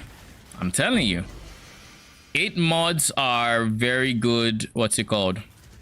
Very good quant and rarities. And I think it's more chill than, like, yeah, more chill than T17s, and you get a good amount of loot all the same. Were you doing T17? Were you doing T17 strong boxes before? Or you were doing it in T16s, but not 8 mod maps?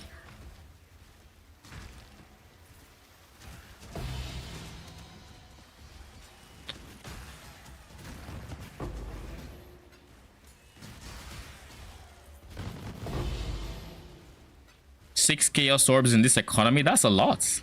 Take it.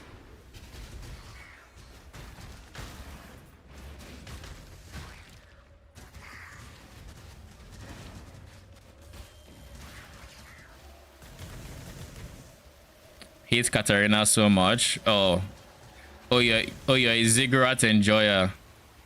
Trust me, I know the feeling. Some days she's fine, and other days she's the bane of my existence. And I really can't figure out like when she decides to be the other.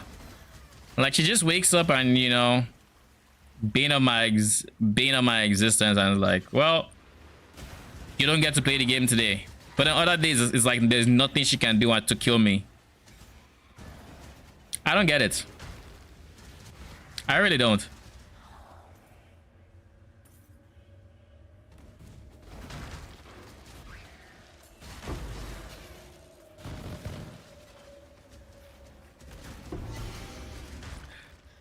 My theory is there's a combination of like modifiers that my build hates, and I just haven't figured out the set. I think it's any set that has like it's any set that has like very insane. I'll take the ambush gear up, thank you very much. I think it's any set of combination of like mods that gives an insane amount of phasers extra. That I know will kill me, but like it could also be that it could be a combination of phasers extra and like increased damage. It could be unique boss deals extra damage. It could be frenzy charges and increased damage. Like there's a lot of extra damage mods that you might not realize offer by extra damage mods, like frenzy charges, for example. Did you know on monsters each charge is like, for it's 4%, on monsters is 15%. So on Katarina, when she has the frenzy charge mod that allows her to have one extra mod, that is inadvertently saying, oh, she does 60% more damage and 60% increased attack and cast speed. Have fun. So it's not 4%, it's 15. So like that is a mod. I always forget it's that big for monsters, but it really is. Oh, I forgot to empty this. Jeez, I gotta do it now. Toxic sewers, where you... Oh, there we go.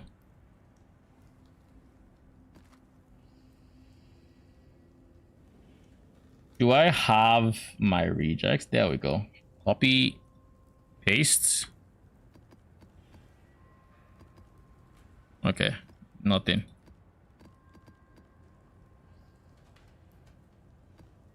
Welcome back, Scissorly. I had to deal with IRL stuff. Sure. You're welcome. Let me know if, or I should say, let me know when you send your POB there, or if you want it live on stream. I mean, we could potentially take a look before I end.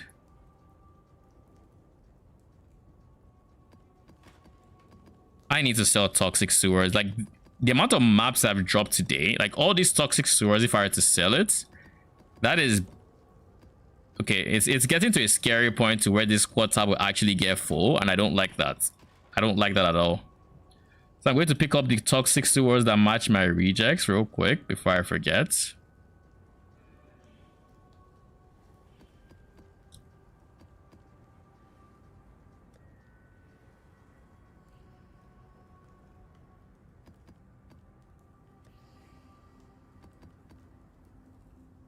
You drop all that without multitude? Yeah, pretty much. I'm only running escalation. Tonight might not be possible, but I'll be watching you more frequently. I enjoy this stream. I'm happy you're enjoying it, and hopefully able to pick up a lot on like things that could help any minion build you're working with, because I tend to, anyone who is here knows I tend to go on a rant about a bunch of different things, or I tend to plan builds out frequently, and once I'm planning builds out, I tend to explain a whole lot of things. So even if, so I think it's a very easy way for you to learn about different things that are in the game, because I'm always doing some outlandish thing or the other, or complaining about one thing or the other.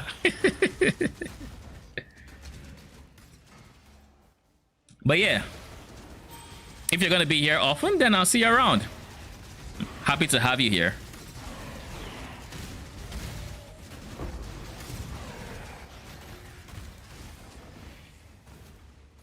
But yeah, PoE is very fun, and you know, messing around with your, I mean, just it's not corrupted, right? Oh, it is. Never mind. It's trash. Yeah, I mean, it's not trash. It's still like a few 10 divines. Not divines. Chaos is rather. It's not even up to divine. There we go. That's up to divine. If you sell it in bulk.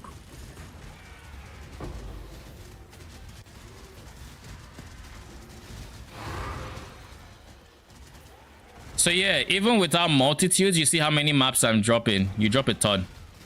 Like you don't have to worry about maps. I typically self-sustain my maps, but I think this build is on the more like, this build doesn't like a lot of mods, so I tend to not have, like, I tend to not always self-sustain just because of what. Is loot personal or shared? If you're playing in a group, it is shared.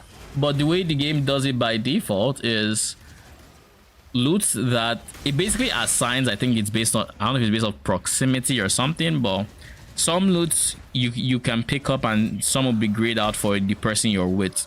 Is it TLDR?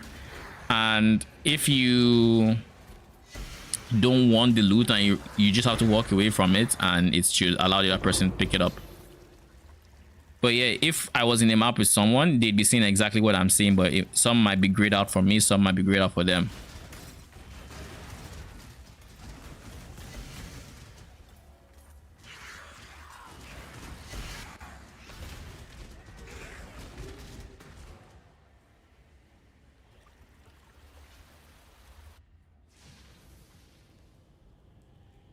But oh wait, this is not the map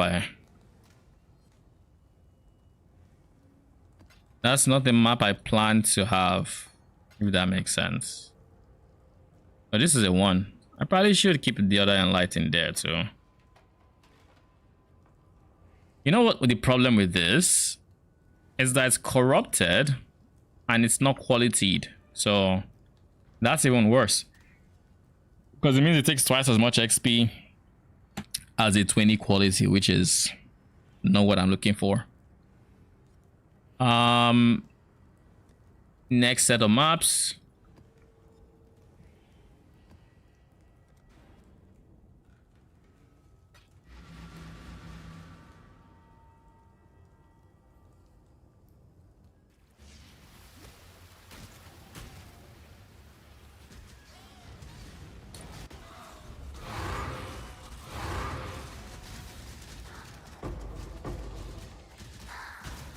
Come on. Do you ever just wait for like strong boxes to, what is this? For toxic rifts? You're probably not that expensive, right? I mean, something is still good. Do you ever just have loot drop behind a strong box and all you're doing is just waiting for the strong box thing to disappear or not? And a part of you doesn't even understand if it genuinely can be opened again, or if there's just one monster in the back of somewhere that has hidden himself from you. It's like this one.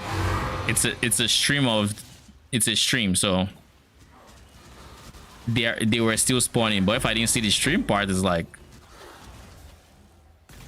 here. Give me the divine, okay? Divine. Anyways,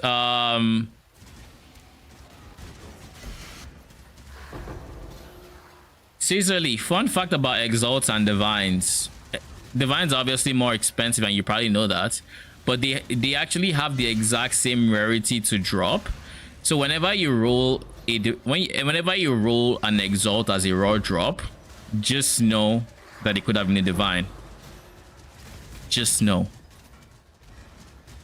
That is knowledge the rest of the PoE community has to live with, and now so do you.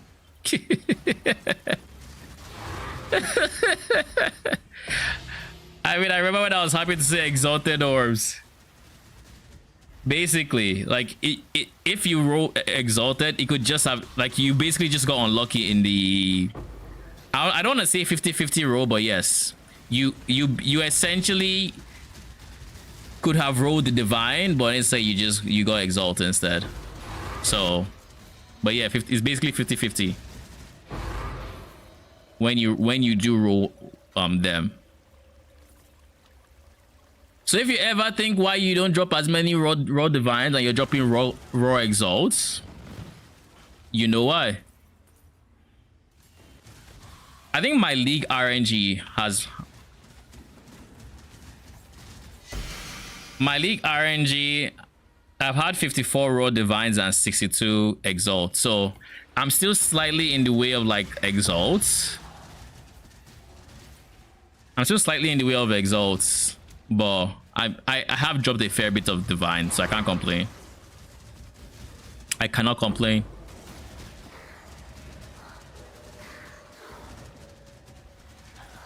You know, it's funny how at the start of this league, I thought, like, at the start of this league, obviously without scarabs and all of that, you're making way less currency. But I thought like ground loot was very bad.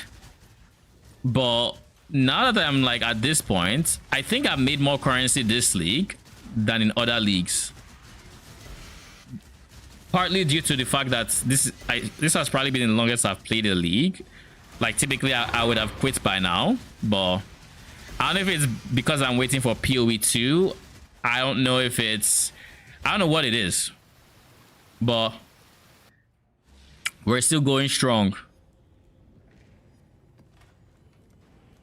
But it's mostly because of that. And even though we don't have the insane multipliers we had for loot in like Affliction, no one plays the whole season. Oh, you would be surprised. You would be surprised. There are actually people who play. There are people who play the league.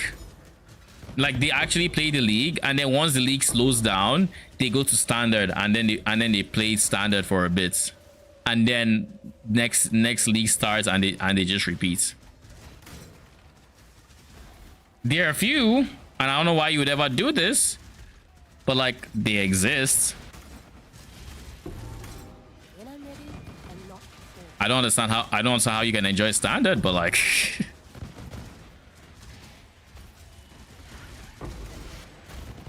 we don't care about those.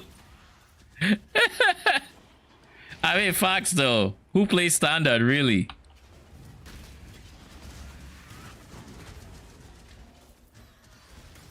Scarabs dropped. We take those. You still remember that, huh? I mean, but we take them. We 100% take it.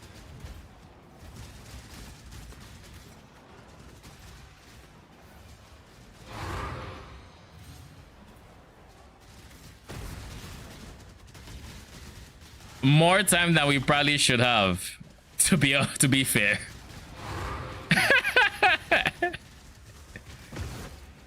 Boot issues.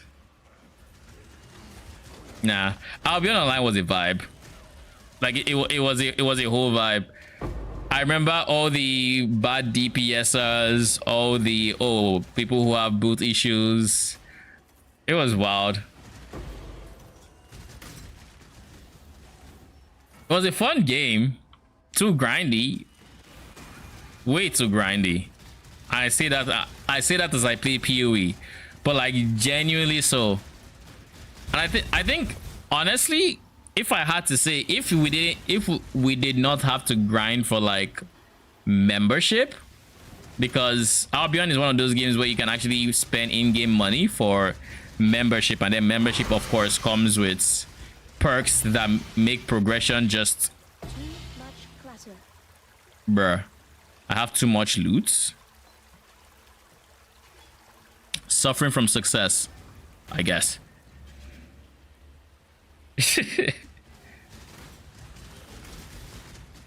I think that was why I eventually started learning tanks, because it became a problem for me when you weren't out there tanking, because I would run with like random tanks, and I mean as a healer I would try to make up for it, but like there's only so much I can do, and half the time I'm like, my dude, you aren't pulling this properly. Like I would see the tank not pull it properly, and I'm like, oh god, here we go again. And sometimes it would work out, like it's fine, but then you get to the higher levels and it's like, nope, this is not fine. Random tanks just get okay. We're good. Okay. I get it. My inventory is full. I know. Gonna deal with this. I'll keep the growth calls for my AG though. None of you are expensive, right? Just being safe. Okay, cool.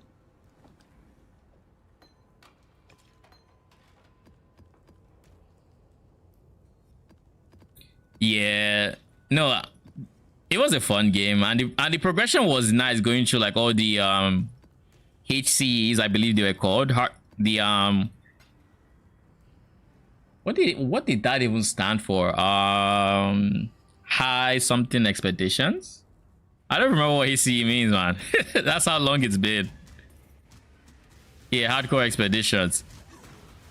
But yeah, once you got to those higher tiers, it was, I think I went back to play for a bit, for like a day or something, and I think I ran a HCE, and they had changed, like I don't know if it was some more placements, because ironically I still remembered some of the pulls, because of course I wouldn't go back and tank, but I went back and it was like things look different. Like the boss on one of those bandit sewer-esque maps, expeditions, he was different, and he there was this whole new thing, and it was quite interesting to see how the game had changed by then. Wouldn't it's not a game like I think I can ever really get into again, because grinding for currency to have membership is just not it. Like, it is not it. Like, the difference between PoE and Albion Online in terms of grind is with PoE, you see, like, you're grinding to get currency to upgrade your character to actually see up to, like, see to make progress, long-term progress, right, for whatever build you're on. But in Albion Online, for every one upgrade you get, you're spending like Lord knows how many hours just grinding for your, was it 1 week or 2 week membership or something like that. That's why to this day in like RuneScape, I refuse to use in-game currency to buy membership, because it's like the moment I do that, I turn it into a job, and I'm not gonna play it. I've learned it's not for me. I'm not looking for a second job.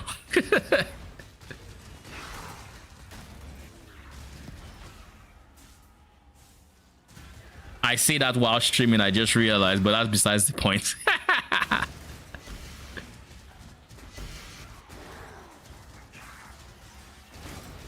I just bought currency. Yeah, I mean, if you can, you do.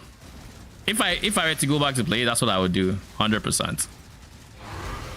But like back then, I was a student. I was broke AF, so I'm like, nah, can't be spending money on this. So I was working, sweating for the whatchamacallit,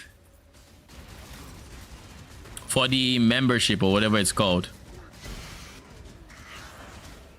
Would not recommend.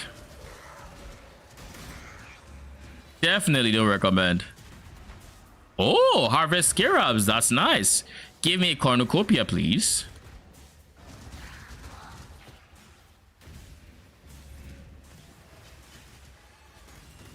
Cornucopia? I think cornucopia is the most expensive harvest scarab, right? Because the other one is an awakened scarab, not necessarily harvest. New World Warren. I mean, New World was a shame that I couldn't get into New World.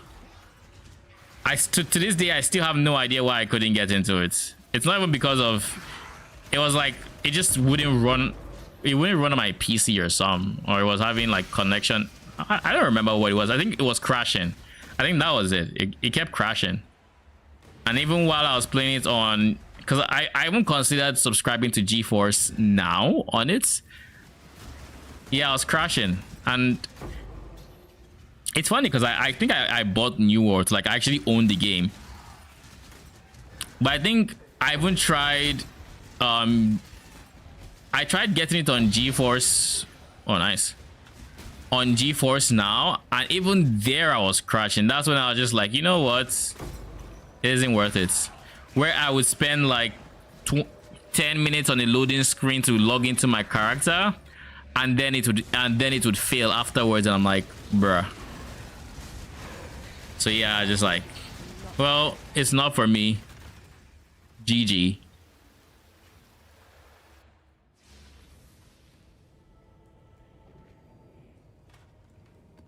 Okay, final 2 maps of the stream, because I need to get some food. I actually have food made, I just need to eat. Plus I just need to take a break.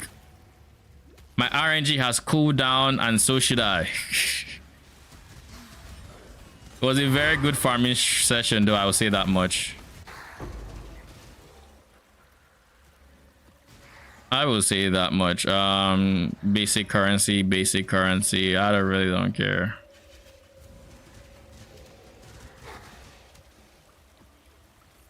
All right.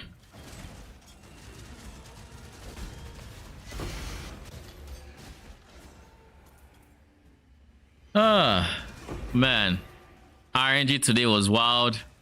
It's calming down now, but I mean, we've made a ton of gold today. Like, we're 400k. If we actually spend time blasting like this every day, I would easily be in the few millions of gold. Like our good friend Arcane over there, who has 3 million gold at this point. I'll get there. To be fair, I this weekend I barely played PoE. I was hooked on Deadlock. It is like, I literally spent all of Sunday. I literally mean all of Sunday playing Deadlock. So PoE definitely took a beating, but the good thing is I'm having so much fun on PoE that I came back. Because typically, and I tend to do this a lot, when I'm having fun on, like, let's say a game like PoE's League or Last Epoch or whatever, I try to not split my time. Because what I find is, if I were to go from playing like PoE and I go to playing, no, I'll use Last Epoch. Let's say I'm playing Last Epoch and I go from playing Last Epoch to playing anything else, and I'm having fun in that game, I typically don't come back. I typically play that until I'm tired of it, and the moment I'm tired of it, you know, I just move on to the next game, whatever it's going to be.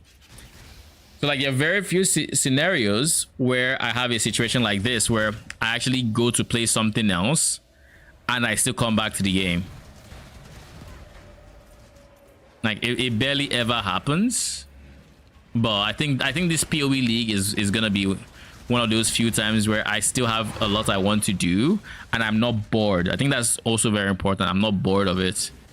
And partly due to, this is my first time really farming ambush and getting the drops I'm getting. But ambush is like the dopamine hits the ambush gives when you get those tanks, you know. It's not just making currency, because there's a lot of like ways to make currency that are not glamorous. For example, essences I would say are not glamorous because you're making steady progress towards the goal every single map, and it's not slow progress. But because you're only dropping essences for the most part and nothing else, all your loot is just essences, and if you're not getting, aside selling the essences, you're really not making money. So all this to say that you're not getting the random divine orb drops unless you get very lucky, because you'd be running them in white maps. Even if you get a divine altar, you're not getting much, because, you know, but what are the chances of getting the divine altar? 1, 2, your quantity is low, your rarity is low, yada yada. Oh, rarity probably doesn't matter, but quantity is low. Pack size is also low. Give me 1 second.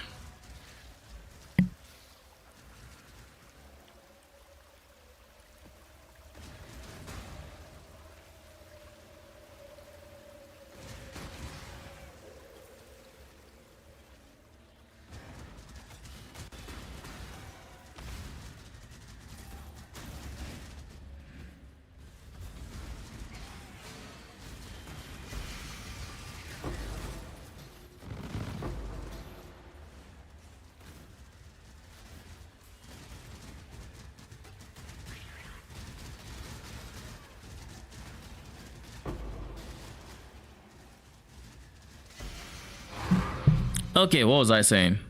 Yeah, so like, I would say it's not glamorous. You're not getting any big drops that really launch you.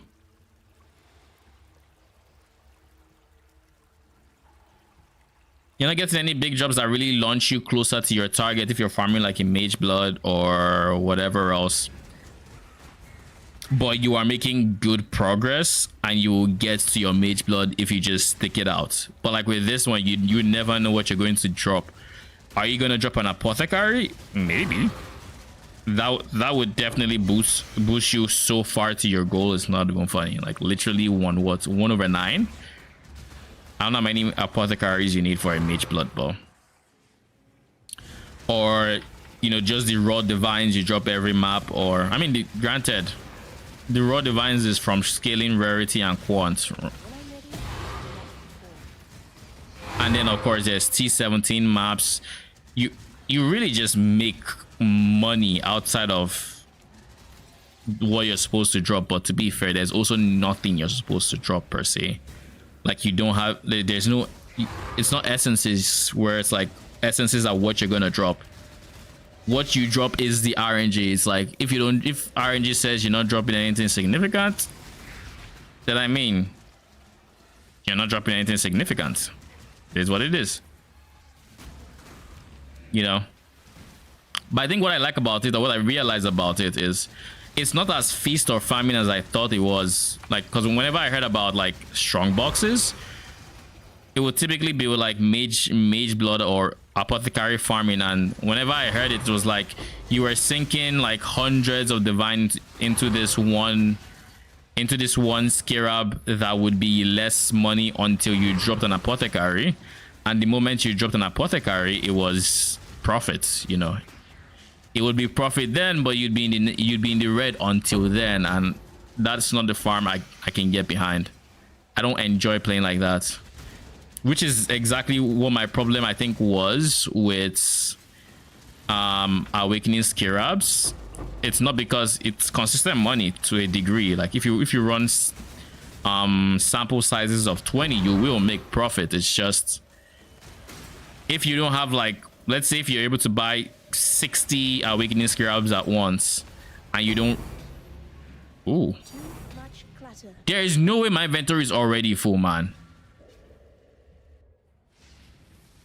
Hi, sorry to bother you. I was wondering if you had any idea of a nice minion build which could be made with a semi budget.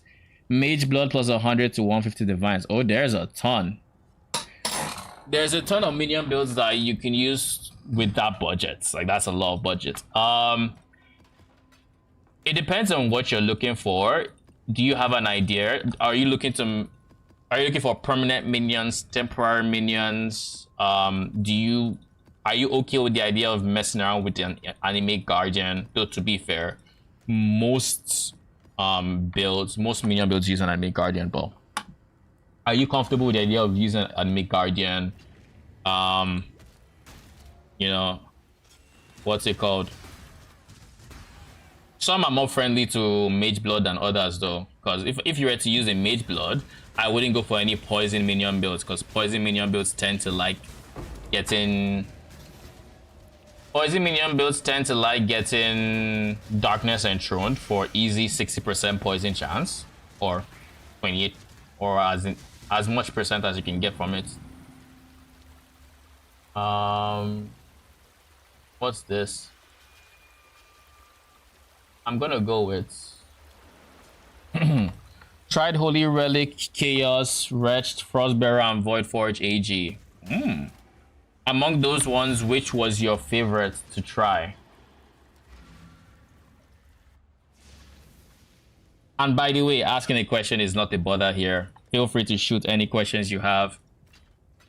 So long as I'm live, I'm willing to answer. And even if I'm not live, if you shoot me a message on Discord and you have a question, or if you ask on any channel I'm on, typically willing to answer if I see it.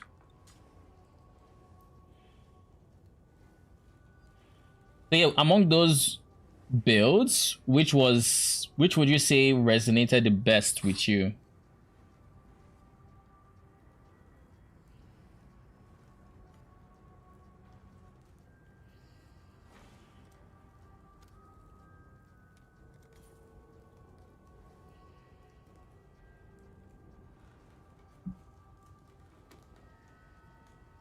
Oh damn, 3 days. I probably shouldn't have put more gold, but now that I'm here, I might as well just put 50k to round it up to 1 mil.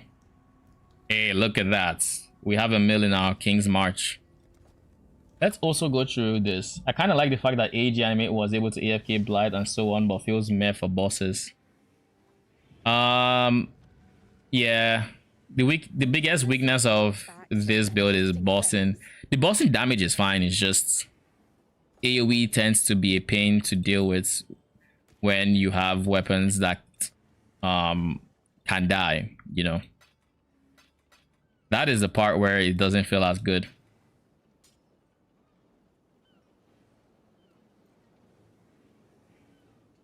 Polyric was good, but they didn't like the fact that the damage was a bit delayed.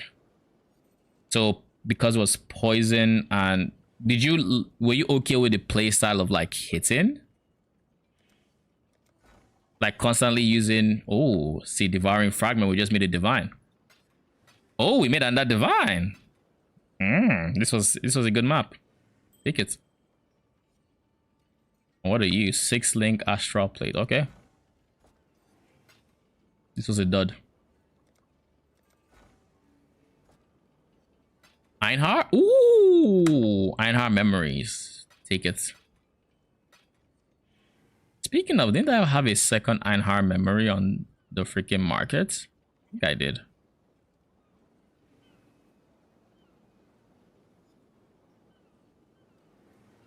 Oh yes. So here's a piece of advice for people who are using the King's March mappers.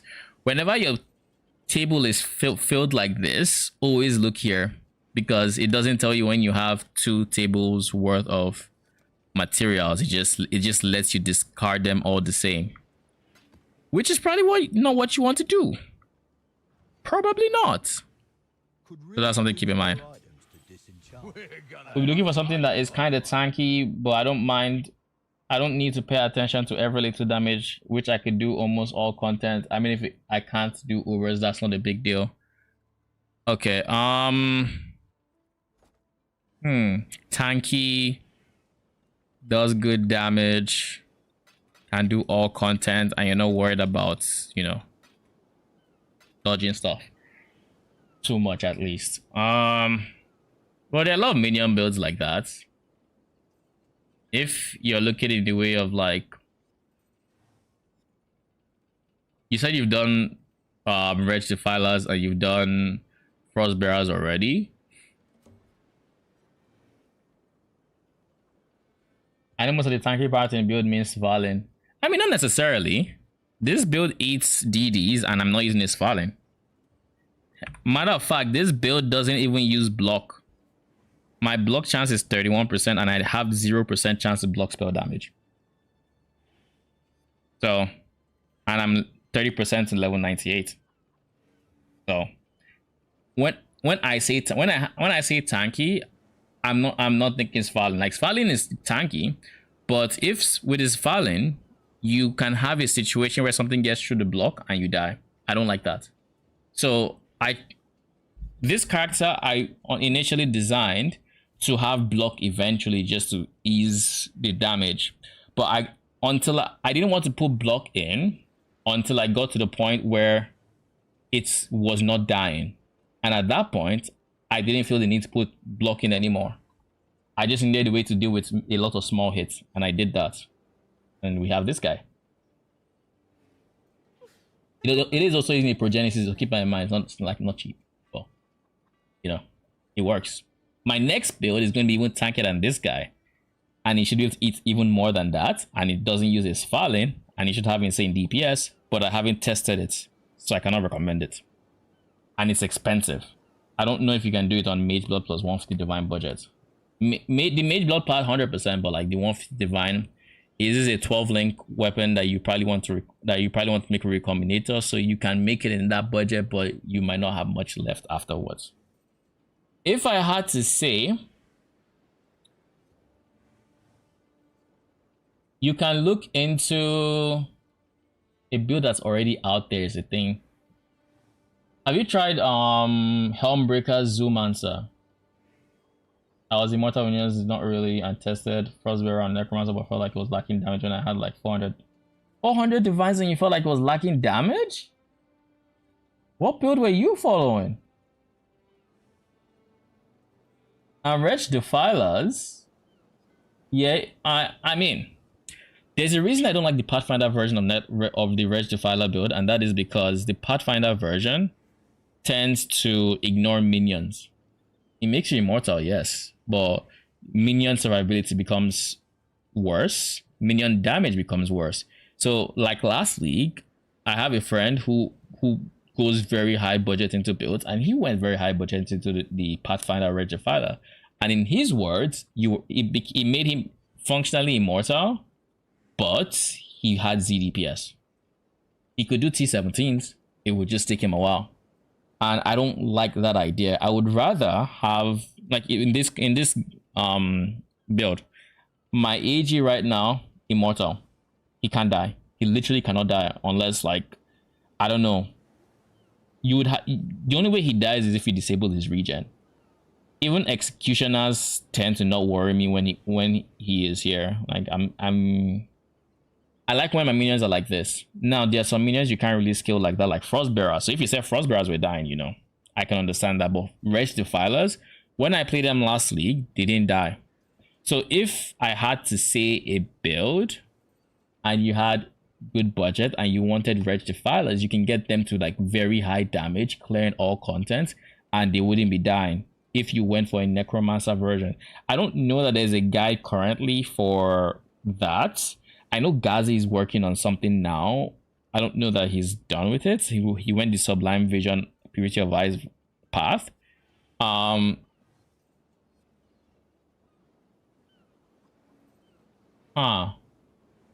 I remember anybody in recent times that made Reg Defilers? Because when I made it last league, it wasn't Doriani's and it wasn't this league. So I wasn't using like mirrored rings and all of that. I didn't have access to them, right? So I didn't bother with Doriani's. I also don't know how tanky it is. You know what? You can look at strength stacking zombies. I don't know anyone who currently has a build on it, but there probably would be someone. Because the thing about strength stacking zombies is because you're stacking strength, you tend to have a lot of life. You might not have insane amounts like 10k or anything, but you might have like 6k. And with 6k life and 75% block, you can do a lot. You can eat a lot of damage. But you would have to find a creator who actually knows how to deal with max hits though. You know, actually pull out good phase max hits and whatnot. And I could also recommend this build, but the problem with this build is I wouldn't recommend this build for you because there is one thing that kills me that you might not like. And the one thing that kills me is if I take too many small hits. Because part of what makes me almost immortal is I use Blood Notch, but I'm not using it to the point where is it? I think it's here. I'm not using it to the point where every hit would stun me. So when hits are lower damage, like in T17s, those ball lightning monsters, when those come, they don't do enough damage because I have decent mitigation. They don't do enough damage to stun me, and so I'm not healing. And because I'm not healing and I don't have block, I'm just getting chipped away consistently. So like that's the one thing that like really kills this build. Other than that, most other things we live through. So that's one of the reasons I would recommend this. And of course, this is Change of Command. You've already played that, so second reason why I wouldn't recommend this. But yeah, strength stacking zombies is an option. Bama is an option. Bama is probably your best bet, to be honest. Check out Dire Grey. He has a Bama build from this league that uses a very cool enchantment. The add 5% of max ES as added cold damage. So if you like Bama, or you don't mind the playstyle of Bama, that is a very strong build. And I think, I don't remember the POB, so I can't see how defensive it is, but because of how disgusting that enchant is, you can peel away a lot of the offensive layering, still have really good damage, and have good defense. Now, granted, you don't have block, but you can have evasion, or whatever else you choose to have. You can go ward, well, you can't go ward because of the obvious reason you don't have block, but you can go evasion to avoid some damage, and you can layer that with like enfeeble, blind, or maybe get a source of, or you can get a source of blind on hit. So, but your AG technically can have blind on hit with its Asenat, so, and he can also have enfeeble with set glove, so you can easily do something like that and have a decently tanky build. And then you might have to mess around with spell suppress to get 100%. Again, if you want, let me try to find the video real quick. I'll just find the video, link it, because I kind of want to end stream now. But Dire Gray, PoE.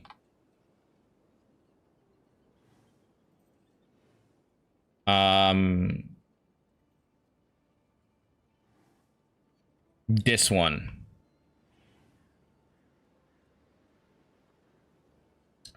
This is the video. I went on a rant about builds.